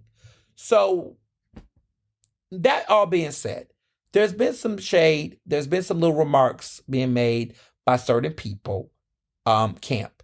And all I gotta say, and I want to direct this to Malcolm Kenyatta and his team, that I am not in the business of trying to gotcha. I'm not in the business. I'm not obsessed with you in a way of trying to, just come after you or be a Wendy Williams and spread. Like that's not my business. That's not my ministry. Because let me explain something to you. The work that I do is for the people. It's for information for the public. It's not my fault that you've decided to run for seats that is going to cost taxpayers money. It's not my fault that you're a politician running for office for 2 seats. I come at all politicians that are doing things that are interesting or suspicious or bad or good. I acknowledge people when they make history. I acknowledge people when they do wrong. I think I've made that very clear. If you listen to enough Ernestly speaking, which clearly some of you all don't, some people listen to episodes and they cherry pick things they want to listen to, and that's fine. But be honest about the fact that some people will cherry pick and listen to the part. They skip everything and go to certain parts. That's fine. Do all as you may, but don't speak on someone's work and don't speak on somebody's craft if you have not done that due diligence. Because hypothetically, if I was trying to come after you, I would talk about a lot of things. right? I will talk about why you haven't gotten certain endorsements this cycle that you normally do. I could talk about why you didn't get those endorsements and the allegations circling why you didn't get those endorsements, right? Okay, we'll be quiet. We'll be quiet on that, right? I could talk about, you know, some of the ways that you've conducted yourself that has led to those allegations and ways in which people are worried that there could be a scandal bombshell that drops during the time in which you're going to run for the general election. I could speak on different things that I've heard and name names and name organizations that are not endorsing you currently that you know about. But that's not what I'm going to do. If I was in the business trying to get somebody, right, I could talk to people who made those accusations. And I could actually call them to come Ernestly speaking and share. If that's the kind of person that is out to get somebody, I would do that. I could be the person that could start at the the bike shop, right, and then take it to DC. I could start at the bike shop and take it to DC. If that's the kind of person that, you're trying to act like I am. But I always believed that the trash will take itself out. That's where I'm at with it. The trash will take itself out. What's done in the dark will come in the light.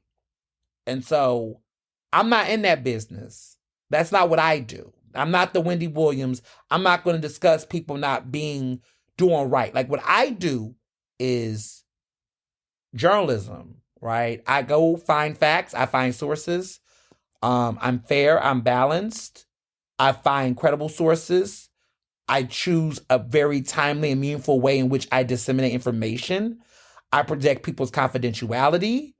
I understand what off the record is, and I understand what on background is, and I understand the way this works. So just be mindful when you out here talking on my name, on my work, because, I'm not petty with it. Wendy Williams would be sitting back and entertaining Ozempic rumors. But I don't got time to do that. I'm not going to gossip about how somebody loses weight. I'm not going to sit up and spread rumors and say, well, we're on the street, he's using Ozempic. I would never do that. That's messy. I'm not going to do that. That's what Wendy Williams would do. I'm not her. I'm not that, right? If you really want to make me, look, if I wanted to go low, I could go low. And my low would be rooted in facts, okay? I'm not trying to get into Kendrick Lamar, Kendrick Lamar, J. Cole beefing it. We ain't beefing. I'm not beefing with nobody. We're not beefing. It's not even, please. We're not doing that. We're going to keep it classy. We're going to keep it professional. But I wanted to be known on this podcast for people who out here, psst, psst, psst. You better stop all that, because the reality is that it could go there and there's plenty of equal opportunity to go low. That's not what I do. Trust me, that's not what I do. Believe that me interviewing Lewis Nash is the least that I could do if I was in that kind of business. But Lewis Nash was done wrong. And he was done dirty. And that was not cool. And that's fair. That's public space. I'm interviewing somebody. I'm doing my job. But don't be out here putting my name and do it. Don't do that. Don't do that. Because again, there's equal opportunity and space that if I wanted to get low, dip it low, do it. If I wanted to be on my Christina Milian shit, this could go in a different direction. And I'm not going in that direction because I don't have to. Because again, the shit will come out on its own. The receipts always do. The truth will see the light. And when the shit do, just remember that I knew and I minded my business and I stayed out of that fire because I'm not on that type time. I respect my husband. I respect myself. I respect the dignity of other people. I don't violate people's space. I know what consent means. I know what it means to do right by people and be honest. I know what it means not to backstab people. I know what it means to do right by people. I'm just going to leave it at that. Y'all better stop. You better look at why certain people listen. Don't this look. It's all cute until you start trying to talk about, you try to play certain games. Keep it cute or keep it on mute. So I'm predicting these other races. Um, Attorney General is going to be tough. I'm going to vote for Keira Bradford Gray because I support her philosophy. I think what she would do for this seat will be transformative. I'm just a little worried personally that I don't know if she's going to win on Tuesday. I don't think there's been enough money, enough momentum to help her. But I am going to vote for her personally. I think this race is going to be between Eugene D. Pasquale or Joe Kahn. Eugene D. Pasquale, not because I think he's going to be great for this job, but because he's won already statewide. He has definitely got the name recognition going. He's got some good money in the bank. I don't think that Pennsylvanians are interested in electing a Philadelphian for the AG race. I just think if you're from Philadelphia, that just also hurts your chances statewide, in my opinion. I feel like statewide, these seats are statewide, and I don't know if he can win. I don't know if she can win a statewide primary. The Democratic state committee did not make an endorsement. The state party did not make an endorsement in this contested race. So that also complicates things as well. So we'll see. Joe Kahn, Joe Kahn, I don't know why I think he has a chance. I just have seen a lot of progressive voters take interest in him. He seems like he's middle of the road. There seems to be some momentum going for him lately. He is the only candidate. Well, Jared Solomon, I'll say him and Joe, because Jared Solomon got a lot of money. But I have gotten Joe Kahn mailers, and Joe Kahn is the older brother of Tariq Khan, or some people call him Tariq Khan, but black folks, we say Tariq. But Tariq Khan, who is running, he's a state rep. He's a state rep, and he's a famous doctor or nurse. I think he's a doctor, at Penn, but ran for this seat as a state rep a couple years back, and he's won re-election. He's pretty much going to win again, but he's been fairly popular. That's his. So Joe Kahn, as you all know, was the man who was the notable runner-up to Larry Krasner for DA, and against Larry Krasner when Krasner won DA in 2017. So he's got a little bit of name recognition. I don't know if he's statewide enough, but I think he's a runner-up. But I would say I think Eugene DePasquale, I predict, is going to win that race. We'll see. Who knows? Maybe Jared Solomon's big old money. He got over $1 million in the bank. Maybe his money is going to make a spin. We don't know. As far as treasurer, I think that Ryan Bizzarro is going to win. He's got the backing of the party. His opponent really just don't really have the experience. I think he's going to win treasurer, and I think he has a possibility of winning treasurer in the general election as well. His opponent is a very, very wild, arguably crazy Trumper who is an election denier and is one of the first to support Trump for re-election. And I think Ryan Bizzarro can beat her for treasurer if the cards are stacked right. Those are the big races. I would say the Democrats and the Attorney General race, the Auditor General, and the Treasurer. As far as State House goes, the only one in Philadelphia is a contested race is Dwight Evans going against Tracy Gordon. Dwight Evans is going to win. Tracy Gordon, not happening. There are some contested races in the 10th, 172nd, the 181st, the 188th, and the 190th district, the 190th district. Pretty much those races, most of them are predictable. I believe in the 10th district, the 10th district is the big race between Cass Green, Almond Brown, and Saj Purple Blackwell.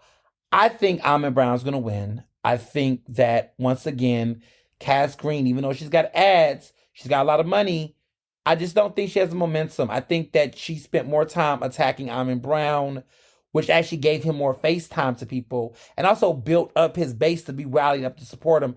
I don't think Cass is going to get it. I don't know. I could be wrong. That district in West Philly's always been contentious with those seats. But I just don't. I don't know. I don't see it. I don't see it. The 190th is this guy named the Fax King um going against Rick Kazuski, who is an incumbent. Rick's gonna win. I don't really care much for Rick Kazuski personally. But he doesn't have a strong challenger, so he's gonna win. There's also a race with Ronnie Green, who's in West Philly. All the West Philly districts are getting contested. She's going against somebody, but she's most likely gonna win. Then there's that really, and then of course there's the race between Malcolm Kenyatta, of course, going against Lewis Nash. I think Kenyatta's going to win both of his primaries, even though he can only win one seat in the end, but we'll see. I mean, 9 times out of 10, he's going to keep his state rep seat in the end, and then he's going to lose the general election for Outer General, which is going to spell trouble for Shreve Street, I predict, because then he might go ahead and shoot a shot for Congress, and then once again, fuck over the momentum that Shreve Street wants. So we'll see how that plays out, but that's a race to watch down the road. That's going to be 2026. Like, how many times is Malcolm going to keep running for other races while also running for his state rep seat at the same damn time? Like, how many times is he going to just keep running for another seat? He clearly does not want to be in that district. Like, he wants to be somewhere higher. And how many times are we going to keep entertaining it? Like, this is the second time he's done this in the past, 2 years? Like, if he runs for a third seat, he's going to be on some Anthony Hardy Williams type energy. But Anthony Hardy Williams, is a state senator, so he has a different conversation altogether. Honestly, I'm looking forward to history being made regardless. In the 182nd district, I believe, is the race that Andre Carroll is now unopposed that he's running for. He's going to be the next state rep. He's going to make history as the second openly gay black state rep in Pennsylvania history, following, of course, Malcolm Kenyatta. So that's that. Lastly, I want y'all to know this. There's a ballot question that anybody can vote for, whether you're independent, whatever. You can go to the polls and vote in this ballot question. Philadelphians, okay, there'll be one ballot question where you can enter in a voting booth. This is on Tuesday. The question is whether or not the city should provide legal support for registered community organizations for their efforts on zoning matters. Now, I'm voting yes on this. I think you all should, because anybody who's doing anything around community work that's volunteer to a certain extent or doing service type of work, I do think there should be some legal support for those people, especially when it goes to zoning, because people get caught up in some shit, and we should be providing legal services to people that's involved in stuff like that. Like, that shouldn't come out of pocket. There's been too many issues happening in the city regarding that legal support is necessary, and I do think anything that helps the public good in that way, we should be, showing love to. So that's my position on that. It's nothing extreme. But yeah, that's pretty much my thoughts. I think that Amon Brown will win. I think we got to pay attention. This race with Kevin Boyle, who is the brother of Brendan Boyle, the state rep seat that's contested. The party is supporting a Doherty for that seat over Kevin Boyle. People argue if Kevin Boyle wins, despite being endorsed by the party, that if he goes into the general, Republicans will take that seat, that state house seat. And if he loses that state house seat against a Republican, then we will see a situation where potentially Democrats could lose a majority. That's gonna be a lot. It just takes. They only got a 1 seat difference. 1 seat is making a difference right now, y'all. So it's gonna be a tight one. We gotta see if the Democrats can either gain or maintain in the state house, because it's getting real. But moving along, Jill Scott. The tragic case of Jill Scott. I don't know, why this happens it's feel like every season, where celebrities decide that they want to go out and defend Chris Brown. More women have defended Chris Brown than Chris Brown has defended black women. More black women have come out and have defended Chris Brown than Chris Brown has outright defended black women. Have we noticed the tally? Has anybody been keeping score? So basically, for whatever reason, she decided that,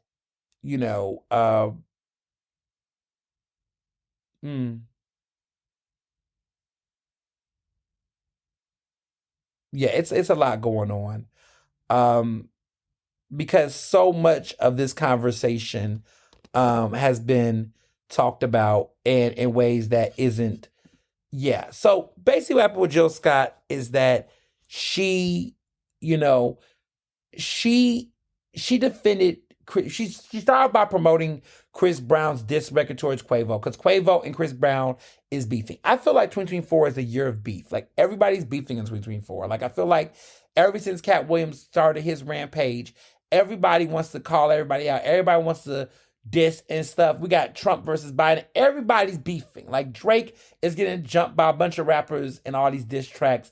Meanwhile, one of those diss tracks is number one. Nicki and Meg Thee Stallion, his. I mean, everybody's just beefing. This is the year of diss tracks and beefing. Like everybody's beefing. Everybody got smoked this year. So Jill Scott came out praising Chris Brown and doing all this. And fans got in the comments and was like, why are you defending this trash ass man? And she goes into this whole soliloquy about how, forgiveness and talk about how her stepfather was a good construction worker, even though he was abusive and mean and cruel to her mother. They moved out, but he was still being a good, talented man who can lay pavement. Some shit. And I was like, what the hell are you talking about? What is happening? You know, um, yeah, it's just so disappointing. And I just, yeah. Um, yeah. So the problem that people had with her conversation, I'm just looking at people on Twitter, they said that, you know, um, we're going to have a talk about enabling behavior and what many of us have entitled, or which many of us have enabled because we survived it. So a lot of people said, like, listen, just because Jill Scott, you know, um, is the way that Jill Scott has basically, um, you know, there's a rhetoric around forgiveness. People does not have to forgive abusers. People do not have to give abusers second chances. One of the things that annoy me about, these conversations around rape culture and survival culture and all these things is that we get in this culture where everybody, comes out and say things like, "Oh, this person, this person is this person is this, you got to forgive and move on and heal." Everybody has their own way that they process those types of things. And one of the things that annoy me sometimes that people who heal in their own way try to prescribe ways for other people to heal. Healing looks different for some people. Healing is choosing not to engage with people that are toxic. Healing can just be, you know what, I don't fuck with that person and I'm not going to give that person no flowers. I don't give a fuck how talented they are. If you're an abuser, I'm not giving you, but you can sing though. Fuck you. I don't give a fuck, right? It means different things. And I get annoyed with some of the rhetoric that Jill Scott and others have around this, where they try to, deviate from oh, you can like the art without the artist. Well, if the art is inspired by the violence, if it fuels the economy of that abuser to continue to be problematic. And one of the things that annoy me, y'all know how I feel about this, is that there's always this act like it's just Rihanna or it's just Karuchi. It's been other people. There's been several allegations. This man is just violent and abusive in general, and not just towards women, but just towards other people. Like, we've heard these reports. This man is emotionally unstable. He's fucking immature. He has an impulsiveness to always be a mess. This whole drama he has with Quavo apparently centers around Karuchi. Let that woman go. I want Karuchi to have peace. It's complicated, and it's just like, I just wish that everybody involved, like this misogyny, this misogyny noir that continues to perpetuate his colorism. This man is trash. He's an overall trash person. Like, Chris Brown is just a trash ass individual, and yet everyone likes to spend time cherry picking. You know what's funny is that when Chrisette Michelle, fucked up with the Trump shit, right, and performed the Trump inauguration, nobody gave her grace and said that, oh, well, she's still fucking talented, so let's skip over that. Chrisette Michelle's a Grammy winner. She can sing. She can whatever. Nobody gave her any space or any grace to basically make that mistake, make that poor decision. It's better to say she made a bad decision. She acknowledged it. Instead, this woman had so much mental health distress. She was blackballed from the industry. She had a miscarriage of distress. I mean, she went through a lot of things. And so it's interesting to me how we cherry pick this whole talent argument, and oftentimes it benefits and aids black men who don't even give a fuck about black people or give a fuck about black women. They're either misogynist, homophobic, a combination of both, or they're anti-black. They can be Kanye West or they can be Chris Brown. Like these are R. Kelly or Bill Cosby. Like Bill Cosby was anti-black before all these allegations came out. When you hear the stuff that he said about poor black communities and how he peddled a lot of respectability politics and black pathology around communities. Like if you listen to the pound cake speech, Google pound cake speech, Google Bill Cosby, and that tells you how fucked up of an individual he was before he got what he got coming to him. He got, all the allegations and things. But it also reminded me that Jill Scott then defended him. The Erykah Badu's of the world was trying to talk about R. Kelly as an uncle. Like, we got to remember that there's a certain generation of these women that do the whole see no evil, hear no evil, or defend men to the fullest, or always find fault in women. That there's this internalized misogyny within a lot of women that come from the era that when you hear of these scandals, there's always defend men at all costs, find fault in the woman, because that's just how they grew up. And that just is sad, because for all of the positive energy, all the good vibes and spiritual cleansing and healing these women talk about, they still hold on to this dirty, dark, messed up, double standards. So, yeah.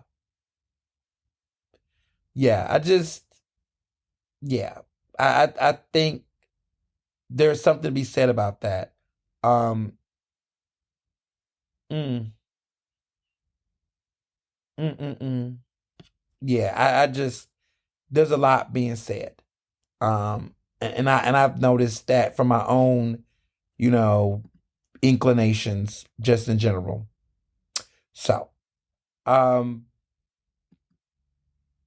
Jill Scott, two better. It's disappointing. Jilly from Philly, like, what are you doing? What are you doing? This ain't you. Mm, yeah. Speaking about people that's been disappointing, who I don't really care much for, but Stephen A. Scott, or Stephen A. Smith, actually, Stephen A. Smith, Stephen A. Scott, Stephen A. Smith, he's been in the media lately getting dragged because of his position on, he went on Fox News. Yes, another one. We lost another one. It's a thing. I feel like the reason why a lot of these commentators are playing into entertaining Trump a little bit is because there's money to be made. See, in 2020, the Biden train was, the move. Everybody was trying to support Biden and entertain Biden because the Democratic dollars was coming in. People was, out here tap dancing. People wanted to get the money.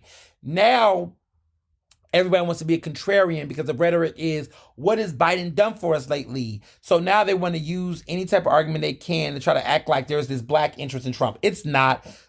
Stop worrying, people. This is just a bunch of grifters that are trying to make money. All these celebrities have no grasp on what's really happening in the world. They don't have it. They don't know it. And this is funny because it's obvious that for every Stephen A. Smith or Charlamagne the God that says this dumb shit, there is an Ernest Owens. There is other people out here that can speak to this and debunk this stuff. Not just black women on cable TV, but also black men. The problem is nobody wants to give us a platform because it does not make money, right?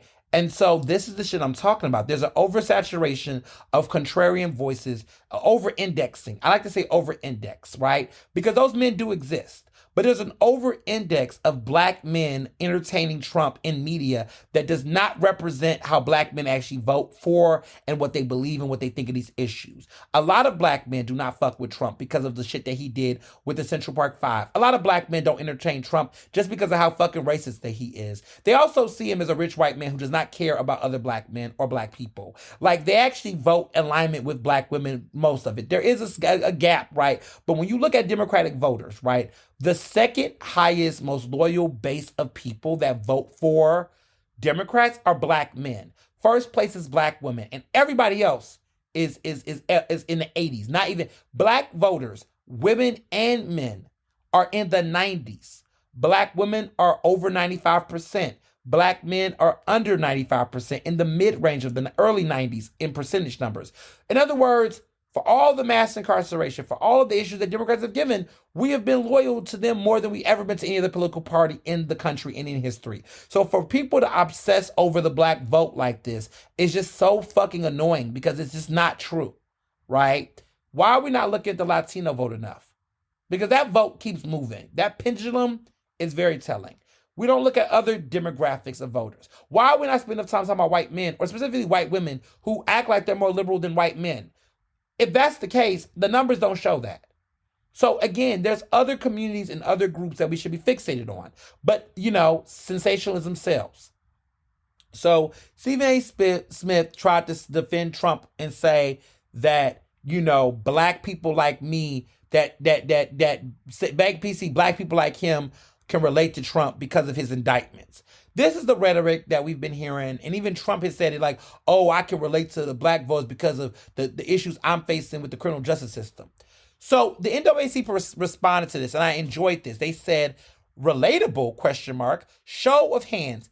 Anyone in your black family have 88 felony charges pending, filed for bankruptcy 6 times, made an attempt to overthrow a presidential election in our democracy, and still have the ability to fall asleep in court and dream of being president? #blasphemous. You better get them together, NAACP. I was gagged by the fact that this happened, that they actually played into that type of rhetoric, and that Stephen A. Smith would even be a fool to do this. I was very disappointed, and I was gagged that he even played into the rhetoric and the stereotype. I was very disgusted because where I stand on this is like, first of all, let's just be clear. Let's go there real quick. The reason why he could never be relatable, because as a white rich man, everything that he's being sentenced to and being accused of was thoroughly investigated, researched, and this man will still most likely get away from the grim and going to jail. That all of the things he's done are white level crimes that took a lot of level of scrutiny. The fact that this man could easily even be able to run for president while doing all of this, how would you relate to a black man? There's a lot of black people who have been wrongfully accused of crimes they did not commit, have been charged, overwhelmed, will not get a fair day in court, will not be able to get all of the legal resources afforded to them, will not be able to be considered for any elected office while still getting these charges. If any black male candidate had any of the smoke that he had, they would automatically be knocked out. If Biden had any of this shit on his record, no, fuck that. If Kamala had any of this on their record, they would be considered unelectable, non-electable, not electable, not able to do anything. So to hear Stephen A. Smith say this shit is just disgusting, immature, and pathetic. But if you all are like, did he really say this? I'm just going to play the tape. As much as people may have been abhorred by Donald Trump's statement weeks ago, talking about how black folks, he's hearing that black folks find him relatable because what he's going through is similar to what black Americans have gone through. He wasn't lying. He was telling the truth. When you see the law enforcement, the court system, and everything else being exercised against him, it is something that black folks throughout this nation can relate to with some of our historic, iconic figures. We've seen that happen throughout society. So no matter what race, what ethnicity you may emanate from, we relate to you when you're suffering like that because we know we have. And that's what he articulated. But I got no. You know how somebody can learn can be at the right class but learn the wrong lesson. So you understand how the systemic history of racism work, but the lesson you learn from it is that this could be relatable to a white man like Trump, a white billionaire, allegedly a billionaire. You think that he's suffering for crimes that he most likely committed? Like, you believe he's innocent? And you think that I'm done. I'm not doing it. Stephen A. Smith is canceling my book, y'all. There's nothing. That man has been a mess for a long time, but I don't want to hear anything about him. I'm not here for him. Let me cleanse my palate real quick to talk about something more useful, a better book, a better person in history. So a good friend of mine named Deisha Dyer, she has an incredible book coming out this week called Undiplomatic: How My Attitude Create the Best Kind of Trouble. It's an incredible book, and basically, I don't want to tell it all, but it's It's an autobiography about her time. She made history. She's a former White House social secretary, and she did a lot of great work. This woman went from being in community college to being an advocate, and she was able to navigate imposter syndrome and got one of the most exclusive positions in the White House. So this goes all the way back to her story where she worked under former President Barack Obama. And basically, she took a White House internship as someone that was 31 years old as a part-time community college student. And from that experience, it got her into a full-time permanent position. And then she got 3 major promotions that landed her in the epicenter of politics. And she's got a lot of voice. She's got a lot of great experiences. She talks about being around the Ray girl and how she was able to have a personal impact, like being around the Ray girl, how that had a personal impact on Obama presidency, and how she navigated having imposter syndrome to making impact. It's such a beautiful story. It's a very beautiful book, and I've gotten a chance to get a copy of it. She's traveling across the country to promote her book. She's going to be in Philadelphia. She's going to be in conversation with a person I'm no longer friends with. The person is a woman who is going to be at Barnes and Noble. I won't be there. I'm not going to name the person. I won't name names, but a lot of people might see it and be like, well, you haven't seen me in photos with this person in a long time, like a long time. I'm like over a year.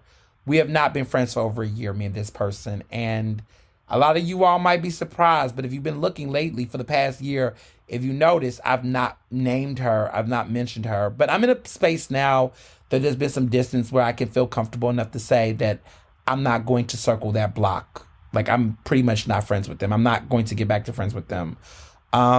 We have not like communicated, but there's been subtle disses and shade and little shit, passive shit. But overall, we're not friends. And we're not going to be friends. I think that ship is sailed. So if you know who I'm talking about based on being nosy and looking like, Disha Dare, where's she going to be in Philly? Who's she in conversation with? Yes, me and that person's not friends anymore. And, you know, a lot of you all were going to ask why. I'll just say this. I'll be brief. I'll keep it short. I'm talking a lot. It's one of them episodes. But I'll keep it short. Long story short, you know, when I was dealing with my situation with PABJ and ABJ Philly, you know, when all that drama was going on, this person went to a group chat and basically was not having my back, was talking shit that they didn't say to me directly. And somebody in that group chat was like, yo, is this your friend? Isn't this your friend? Because it was a journalist group chat where it was journalists talking about issues, and that had came up, and she said some very unflattering things that was something a friend wouldn't do. And so, yeah, I was very turned off. That was very upsetting. And then I looked back at the relationship, and I've talked about this in the past. So y'all might remember when I said I was no longer friends with a person. This is the same person. I would just say that when I look back at the relationship, I felt like I was accessorized. Like I was like, oh, the gay friend, the gay friend, right? I felt like in many ways, the energy and the support that I showed was not reciprocal. That the energy was just not there. That there was this sense of they always was just ghosts. I look at my wedding, how they showed their ass at my wedding, which was not catastrophic, mind you. It wasn't anything major, but there was just certain things that happened during my wedding. And you know, I'll just describe this. Some people are the types of friends where whenever things are good and bubbly, you know, and there's turn up and there's other people around, they'll put on the best friend showcase. But when things are nitty gritty, when things are like in the trenches and not as glamorous or as popular or as fancy, that's the person that kind of disappears.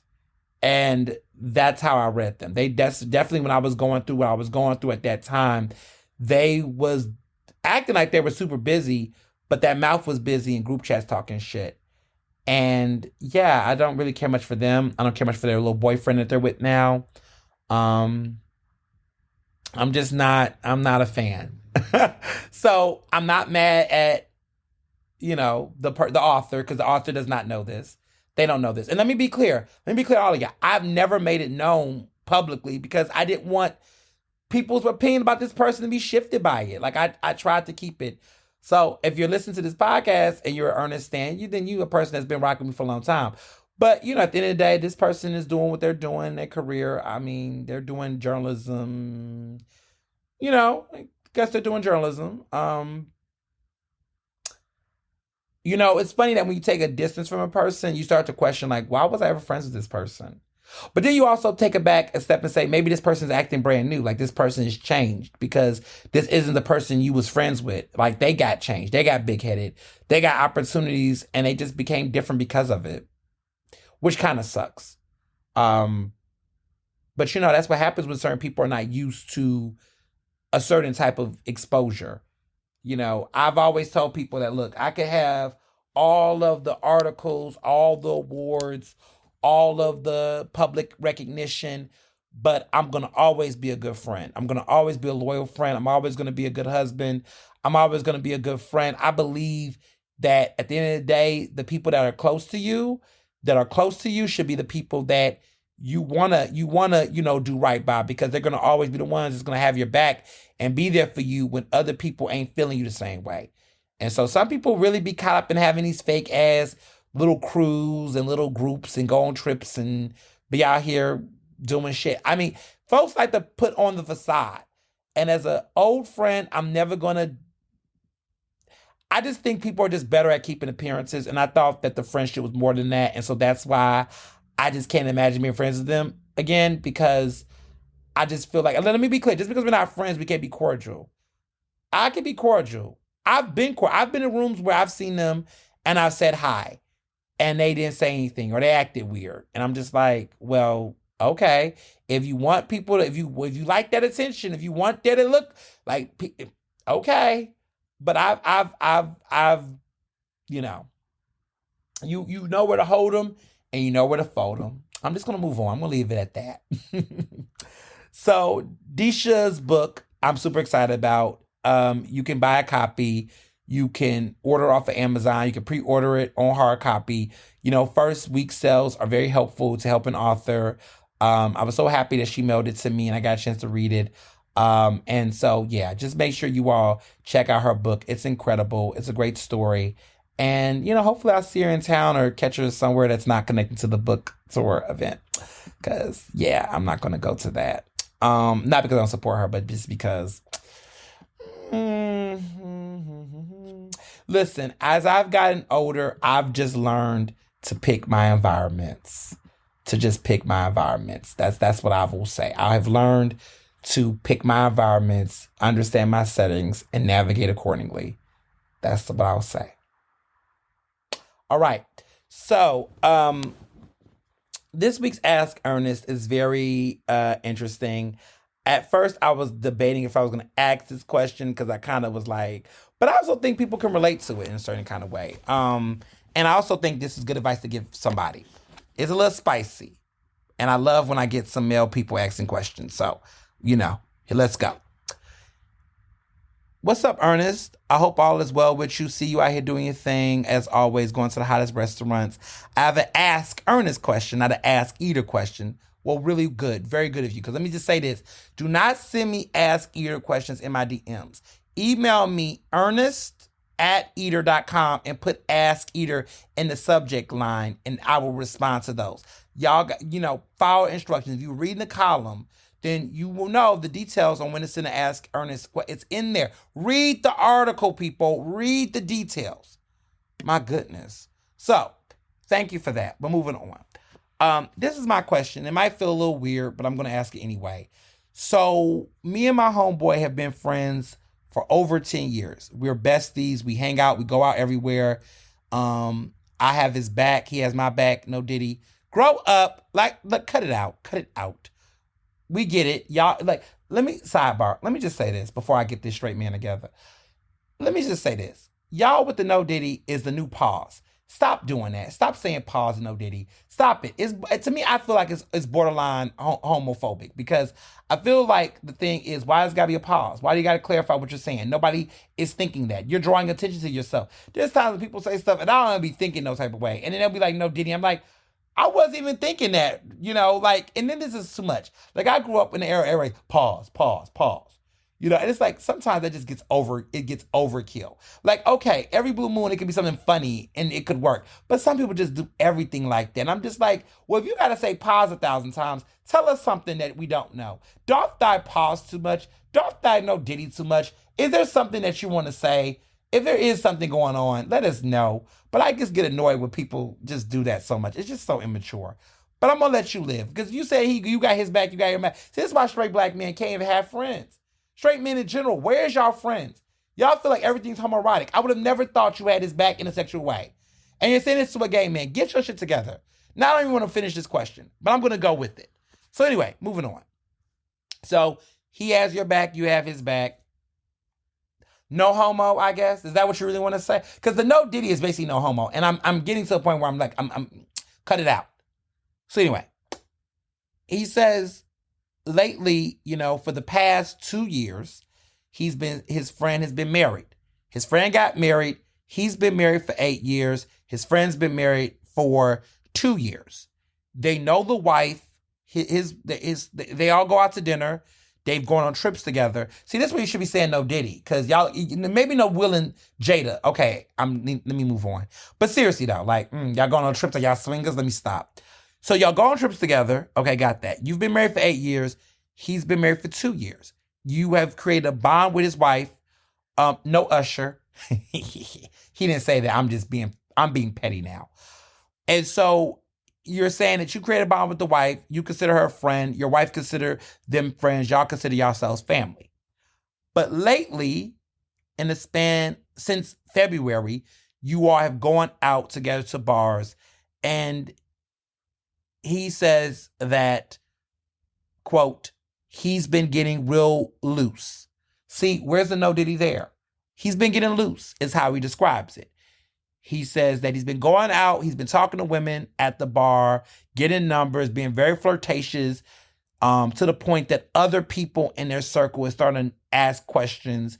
He says that when he goes out with his friend, he doesn't bring it up because he doesn't want to be in the business, but it started to make him uncomfortable, and he doesn't know whether or not he should let the wife know that his homeboy might be potentially cheating, because he also feels like he's being a snake on some snake shit, quote unquote, by going to dinner parties with them and not being able to share, or it gets awkward. What should I do? Okay. See, this is why I don't go out to dinner with the straights. Because, child, dudes be out here. There's a dude I know, and I will never put him out there, but he is in politics in Philly. He is very popular or whatever. He's married. But this dude be out here cheating on his wife, dogging his wife out in the streets. He be out here just cheating, sloppy with his cheating. Just very sloppy. Nice man, nice looking man, decent man. Well, in the sense of how he looks and whatnot. I guess his behavior is not. But like, it's like, dude, but then be out here, be telling people, yo, me and the wife, we need to grab dinner with me and the wife. It's like, not, oh goodness, I am talking too much. Well, fuck it, whatever. Shouldn't be out here in these streets. This is shit I'll be like, I don't want to go out to dinner with you and see your wife, because if I see your wife, it'd be awkward. Because you'll be out here. That's awkward. I will never tell the wife. It's not my place to. But don't put me, because I'm not close. But don't put me in a position. So here's the thing that I would say to the guy who sent me this. Let me get back on topic. If this is your friend, you need to have a friendship. You need to have a conversation with your friend. You have to have a real conversation with your friend. You need to let your friend know this ain't the type of time you on. Like, this shit ain't cool. Like, bro, if you gonna do that shit in the dark, but don't implicate me in it. Because the fact that you haven't said nothing, you've been complicit. And silence is violence. So he thinks this shit is okay. And you are his brother's keeper. That shit's not okay. I don't think you need to tell the wife, because that might be crossing the line, unless you want to take it there. I think I don't know if it's your place to do that because you are his friend first, and there might be some shuffle. But I think you need to first get your friend in check. And if it just continues to happen, then you need to decide whether or not you want to maintain this friendship with him. Because if you continue to do this, you might have people thinking that you out here being a sleaze. And so no, then people gonna start thinking you and him out here in these streets. And that's not what you about, it appears. So you need to have that conversation with him. Now, being an optimist that I am, what if the wife already knows? What if they have an understanding? Who knows? You don't know if you don't ask. Maybe they got an understanding. Who knows? But regardless of the situation, if it's making you uncomfortable to be around that kind of behavior, you have a right to say something. Okay, there are men. I appreciate the fact that you say, look, as a man, you don't feel comfortable seeing your man, your homeboy, out here being, a cheater. That tells me that you are probably not cheating yourself, because the fact that it's making you uncomfortable and the fact that you feel some type of way about the perception, that tells me that your head is in the right space. So I think that that's a good thing, that you should, right? Everybody should feel uncomfortable if they have a friend that's doing that. Like, let me tell you this. My friend, listen, any of my friends, well, first of all, in my friendship relationship, anybody in my duo that's out here doing something, I'm letting people know what's up. But see, I'm the kind of friend that if I saw my friend doing something they should be doing, I'm going to let the friend know on sight. Now, let me be clear.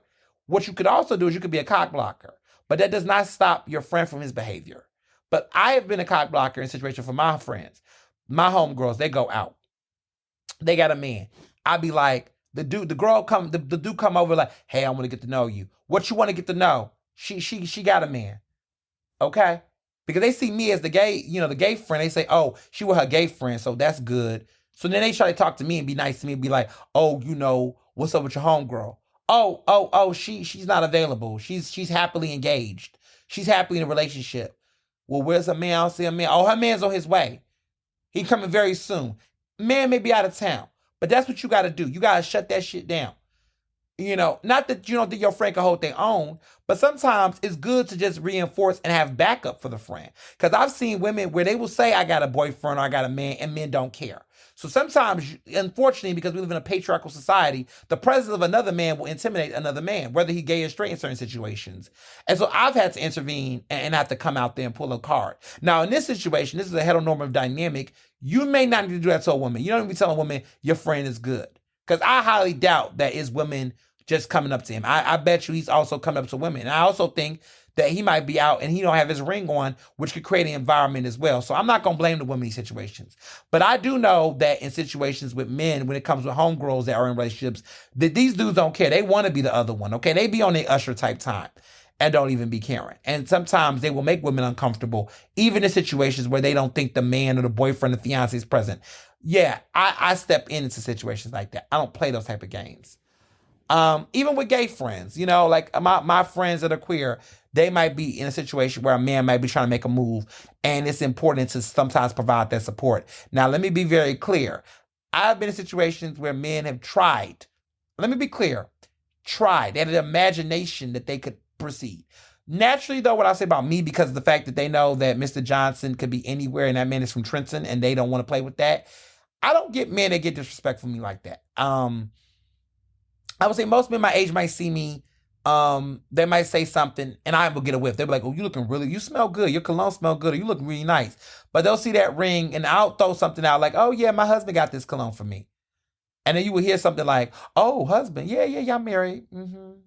Oh, he's a very lucky man. Thank you. And you cut that conversation short. That's a nice compliment. You know what it is. You move the fuck on. That's how you do it with class, right? That's how a gentleman be. Like, you look, sometimes you don't know, right? You see somebody cute, and they come up to you and they try to holler. But once you find out, once they lay they put it on, that's it. That's a wrap. You say a nice compliment, you go on with yourself. Okay? I would say 99% of the time that has been the case. A guy would say something, don't know, and then they will give a compliment and move on. That's how you do. Just move on. Because you ain't really trying to make a friend. You trying to do something else. And I appreciate that. When you grown, it gets better. But then every blue moon, you have people that get a little disrespectful, right? They want to test themselves. They feel themselves. They think they whatever. Or they don't care. They don't care. They'll be like, oh, okay. Well, if you're looking for something else, give me a holler. And then you just gotta, then that's when it's like, come on now, you being disrespectful, right? You being disrespectful to me. You being disrespectful to my relationship. And I always tell people, the person that takes the vows, the person in a relationship is responsible for their relationship. Okay? I don't believe in home wreckers. You can't break a home if you ain't the one who bought the home and have the name on the deed. I don't believe in home records. How are you breaking up a home that you didn't pay for? The only person that can break up a home is the person that owns the deed. The people that have the deed of the house. That's the people in a relationship. All that, oh, this person came in my life and ruined it. No, that's not how it works. You gave them the invitation to come in and ruin it. And you like the shit. So you own that shit. I don't like to hear that home record bullshit. Now, I will say there is no for people that get in relationships with people that's married. I don't respect you though. I don't got respect for both parties involved. But I want to be clear. I don't have respect for both parties involved. But I want to be clear that the blame and responsibility does not go to people. It does not go to those people involved. So I always tell people all the time, the personal relationship, it's their relationship. It is not yours. So just want to be clear about that. Okay, moving along. Movies are out. Movies have been really flat this season. I mean, we're in that weird funk between Oscar season and box office season. And I think that that's the problem that happened. I think that sometimes we get in situations where, we might get caught up in a wave and, we get caught up in a wave where people will think that, okay, let's watch anything coming out. Civil War is good, right? I thought Civil War was a good film that came out recently, but the movie theaters is just not that exciting. There's a movie out called Challengers that has a really great rising star, really great rising actress in it. You got people out here that is, trying to act, trying to bring something to the table, right? I look at people like Zendaya, Dune 2, that was a surprising blockbuster film that came out in the middle of the year. Zendaya, is in this movie called Challengers, which is like a sportsy Cruel Intentions. And that's pretty good. But overall, movies this year, we're in that, like, again, Oscar season, and like we're done with Oscar season, and now we're transitioning into summer blockbusters, which kicks off officially Memorial Day weekend, right? It's from Memorial Day weekend to Labor Day is like what I call summer blockbuster season. It's Memorial Day to Labor Day. And then from Labor Day till MLK Day, I call that Oscar season, where all the Oscar baity movies come in. So, and then from MLK Day till Memorial Day is this weird spring movie thing where, like, you will get a couple of thrillers. A lot of thrillers come out during this time. You really don't get scary movies. You get thrillers. You get these like indie films. And then you get a couple of cute animated films that might come out. But now, summer blockbuster season, a lot of anime films are now blockbusters now. So sequels come out then. So that's the season. It's 3 seasons. It's what I call Oscar film season, which is coupled with holiday films and thrillers, and then you have what I call the, slow summer burn. I mean, the spring burn films where a lot of slower, lower budget films come out, and then you have summer blockbusters. So that's the 3 cycles of films that I think of when I think of seasons. That's my take. But yeah, movies have just been kind of like, meh. But getting on to TV, of course, Abbott Elementary is killing it. Of course, Summer House, Martha's Vineyard is killing it. But I want to always talk about other shows out and about. We got to wrap up the season finales of Love and Hip Hop, the Miami and Love and Hip Hop Atlanta, which are pretty decent. These seasons are pretty good, actually. I know a lot of people don't watch it as much as I do, but clearly they're in the ratings and clearly people are watching them and enjoying them. But this show on Netflix that I'm really excited about talking about is a show called Baby Reindeer. It is 7 episodes. They're at 30 minutes apiece. And quite frankly, you can breeze through it. It's very entertaining. It's really funny. It's really thoughtful. And I'm just in awe of this show. This miniseries, I mean. It's not going to be a season 2 of it. So basically, it's basically about it's about this. It's a based on true story about a British comedian or whatnot who is experiencing this abnormal case of being stalked and harassed by this super fan, this woman who sees him at a show and she harasses him every in his work, everything he do, and has gotten to a point where he needs to contact the authorities. I don't want to tell too much about it, but there's some interesting loops and dangles and elements of surprise. It's a fucking good program on Netflix. It's great original content. It's an escape from a lot of the typical shit that we've been watching. If it's tired of watching long sweeping epics, biopics, and all that kind of crap, and you just want to watch something that's really different and not super scary, of course, and not really weird, but you just want to watch something that's different and fun and funny. It's a black comedy. This is perfect for that. Baby Reindeer. Please watch it. I highly recommend it. Now, for the conversation you all been waiting for, I am officially rescinding my Swiftie badge.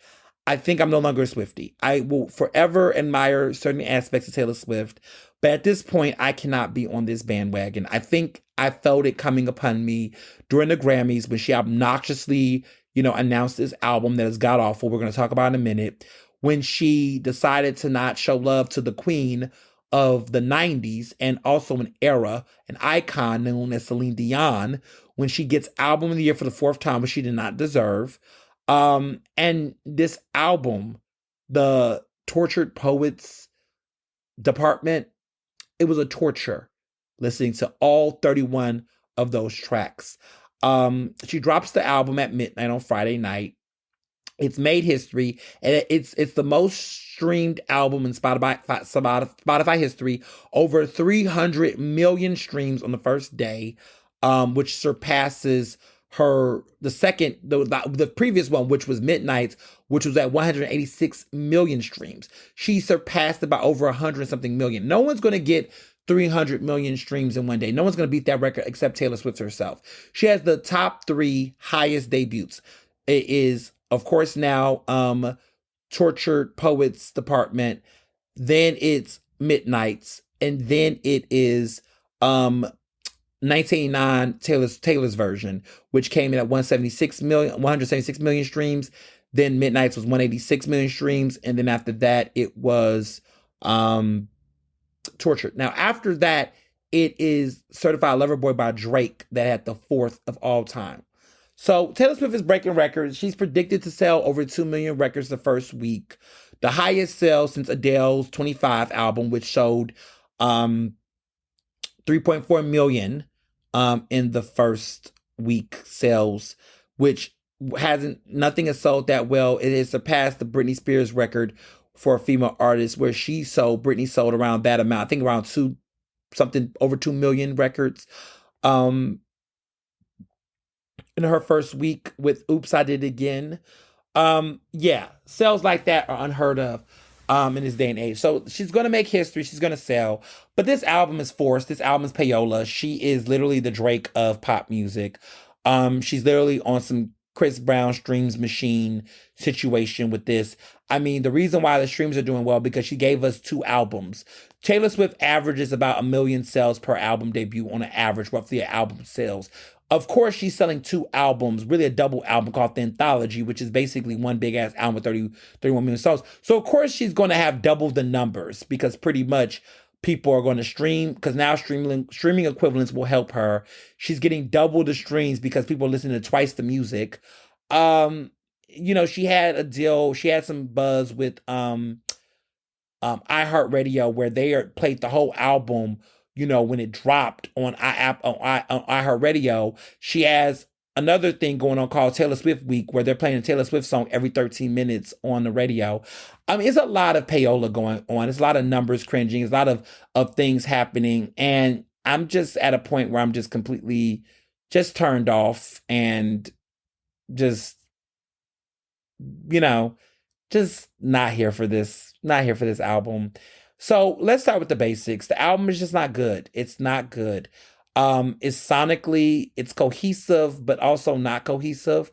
It's the same thing, the same types of songs, the same old fights that she just can't let go of. the lyrical depth is just not there. People are talking about a reference where she says on one song that she wish she can go back to 1800s, except before, without the races and the controlling of women's, bodies or whatever. I'm just like, what are you talking about? The 1830s, what the 1800s? Like what are you what? No, no, girl, no. No. What are you saying? Like ugh, just a corny line. Like who this is how you know this girl did not have an editor. Where is the editor? Where did somebody say don't even put that line? It doesn't work when you was in a relationship with a man who literally was involved in making racist, sexist remarks about your new quote unquote friend, right? Ice Spice. The same man, Matt Healy, that you dated, knowing that this man went on a stage and gave a Nazi salute, and you still dated this bad boy because you want that experience. And like, what the fuck? Like, just so much is wrong with her, and just the immaturity. Like she's gonna be 35 this year, and she's still stuck in this world where she is this victim, and she's little old me, and like you're a billionaire, you are one of the most recognizable, highest selling artists on the planet right now. Like everybody knows who the fuck Taylor Swift is, whether they want to or not. She was literally Times Person of the Year. She is the most known celebrity right now. Like next to Beyonce. I would say Beyonce is the most talented artist of our generation right now, artistically of our generation. But Taylor Swift is definitely the most popular, most well-known artist. Like her followers, I mean, she just has it. But let's be clear, it's given McDonald's. Like McDonald's is the most popular company that sells burgers in the world. But is that because of the fact that it's good burgers, or because there's so many of them that people don't have no other choice but to get the burger, right? Like, I just feel like we're in a place where there's so much quantity and not quality anymore with her work. There's no quality there. Like, there's so much that Taylor Swift can do artistic as an artist with her platform.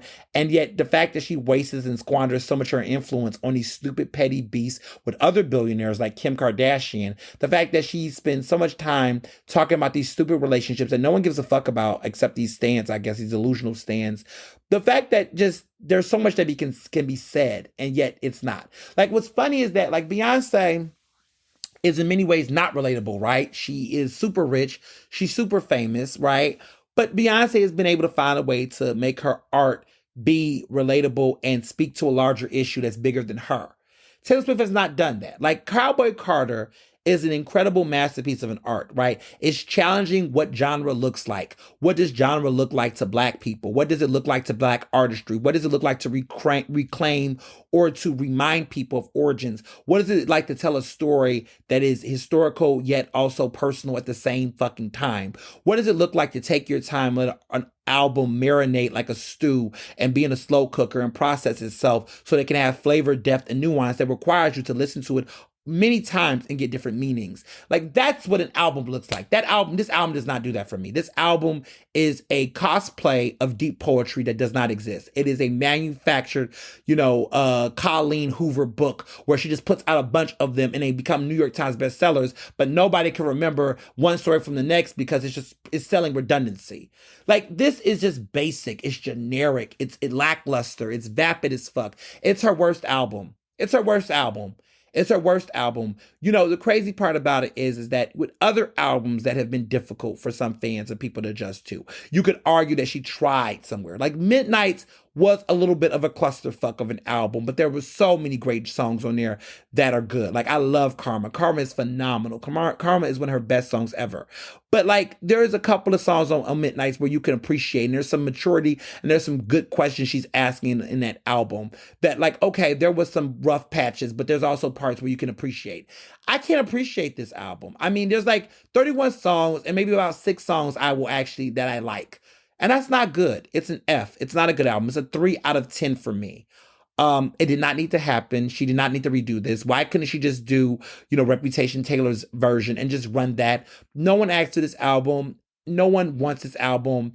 Yes, I guess people will say, but the streaming number says otherwise. Sure, a bunch of young fans, white fans largely, will enjoy it. The rest of us are going to be forced to have to listen to it because it's going to show up in playlists that we did not subscribe to. It's going to show up on the radio and get radio play that we did not ask for. Like this is a payola driven album, and it's Starbucks at this point. Taylor Swift's brand went from it's Starbucks. It no longer has.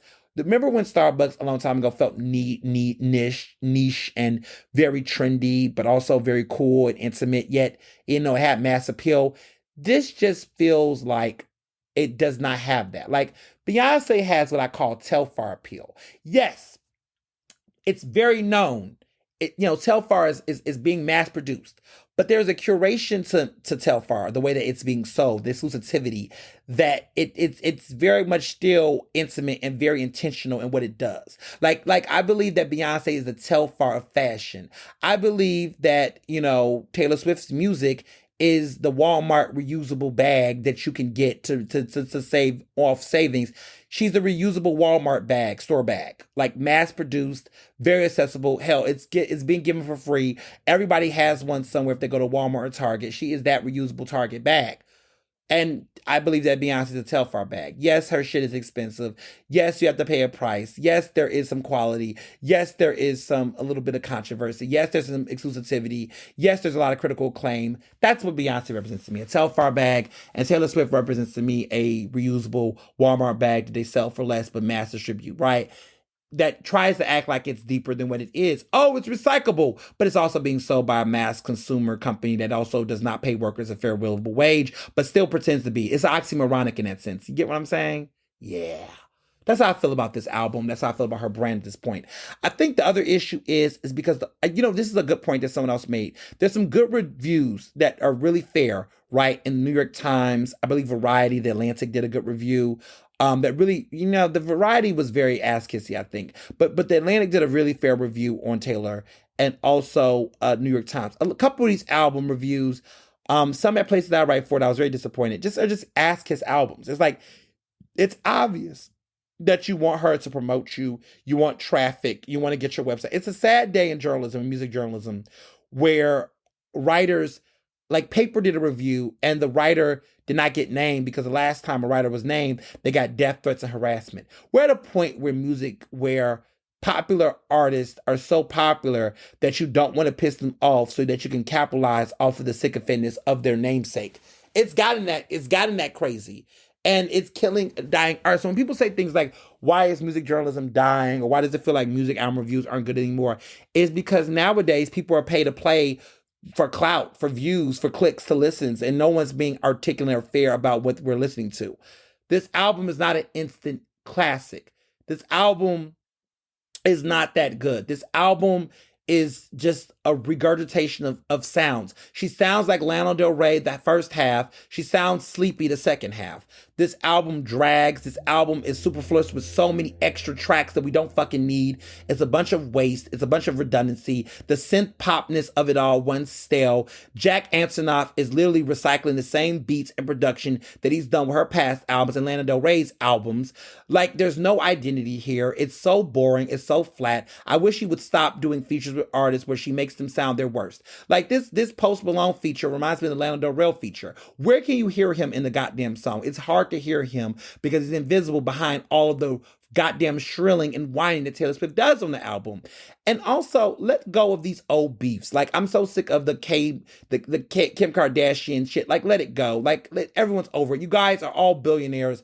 Like, all of the people involved in that situation are billionaires now. Kanye, Kim, him, like, they're all fucking multi-millionaires. Like, and everybody benefit and profit off of that fucking scandal. Like, everyone's over this shit. I'm tired of the pretending that she's being canceled. She's never been canceled. Like, that gets old. And you know what? I think the reason why we're not excited about her anymore with this is because her relationships have been so overexposed recently that to hear this album kind of feels like you're getting a regurgitation of what we already know. And there's no intimacy there no more. Like, as a fan, her past albums, right? Like when you listen to Red and things, even Folklore, you would listen to her tell these stories and you'd be like, oh, wow. So that's what went down. Now she's playing back to her cliche self. Now she is literally exploiting her. Like, now you don't even trust that the relationships are genuine. Like, I don't want to care about you and this Travis guy. I don't care about what happened with you and the Nazi saluting dude. Like, you fucked up. You shouldn't dated him, and now you're trying to, play once again victim. It's just white fragility going on. There's no real self accountability. It's just a fucking hot mess. I don't like this album, as you can tell. I don't recommend it. You don't have to listen to it. You don't learn anything new about her. She's a sellout at this point. I know people could say she was before, but this is just the lowest of lows. It's so robotic. It's so commercial. It's so obvious that, like, it's just not good. It's just a disappointing album. She could be so much better. I need a hiatus. I want her to take a break. I want her to live her life. I want her to adjust to her new reality as a celebrity on this global, massive scale. I need her to talk and listen to any black friends she actually has. I just want her to just, like, be better, do better, and just fucking relax. See, that's why I have appreciation about Beyonce, Ariana Grande, and artists like that. Ariana Grande takes breaks. She takes breaks, and that's why I feel like Eternal Sunshine is a really great album, because she took a break. This woman was married, got divorced, got in this little scandal of bits, and this album is just so it's got like a couple of songs. I don't even got that many songs. It's got like a nice number of songs. It flows well. It's clean. It's memorable. The album flows. Every song on there is good. I just really love that album. Cowboy Carter is a good album, great cohesion, great focus, great themes, another great album. But these are albums made by people who have some real artistic thought and depth. Ariana Grande has great vocals. Beyonce has great vocals, great songwriting. I think with Taylor Swift, if she wants to go back to pop, just call Max Marin and get Max Marin on the tracks. Call Max Marin again. Get Jack Antonoff out the studio. Go a different direction. Go a different look. You and Jack, I get it. He's giving you 3 album of the years. He's got a producer of the year. I get that he's giving you gold. But at this point, it's time to let that relationship go. Be friends with him. Have him co-write some songs. But this whole buddiness, her and Aaron from, who's from the American, like all these little relationships, I'm just like tired of it. It's just the same group over and over fucking again. It's getting played out. It's getting tired. Like, everybody's over it. Everyone's tired of you trying to act like you're just somewhere niche in a studio. Like, no, you're a corporate overlord. You're a pop deity. Like, stop it. Stop it already. Like, grow up. It's giving Peter Pan syndrome at this point, and I'm just over it. And I'm over the fact that she used poetry as an aesthetic to try to act like, it's a lot of things wrong here. It's a lot of things wrong. She's so pressed to try to say she's a singer-songwriter. She is a singer-songwriter. But this was just not good songwriting. And the singing, let's not even talk about it. So wrapping up, this week, I will be focused and working. There is a regional convention coming to Philadelphia. The Alphas are having their Eastern Regional Conference here in Philadelphia at the end of this week. I will, of course, be in attendance as a proud Neo. There's going to be a great pinning ceremony for us new Alphas coming in by the National. Lots of paraphernalia and swag. Lots of good vibes all around. Cannot wait to see other, brothers from across the region. As I just, go on this journey of being an alpha. So I'm super excited about that. Super excited to see what's going to happen with these elections. And also a quick little plug. This upcoming Tuesday, okay, April 23rd, I will be on WRD for Election Day coverage all day, most of the afternoon. So between 11 a.m. to 1 p.m., even maybe longer, but I'll be interviewing candidates live in person. There'll be a live broadcast. I'm going to be interviewing all these top primary candidates. So we'll see who's going to show up and who's going to sit in the chair. I'm not going to call it the hot chair, but we're going to see who's going to show up and pull up and engage in this great political discourse. So, stay tuned. Make sure you all vote as always. Okay. Voting matters. Okay. You have the ability to change and flip over seats in different areas, right? So don't sleep on the primary, because it's going to get us ready for the general. And so that's everything I have. And as always, be well and be best. Ernestly Speaking is recorded in Philadelphia, Pennsylvania, and can be found on Apple Podcasts, Google Podcasts. To stay up to date with the latest on the show, follow me on Facebook, Twitter, and Instagram at Mr. Ernest Owens.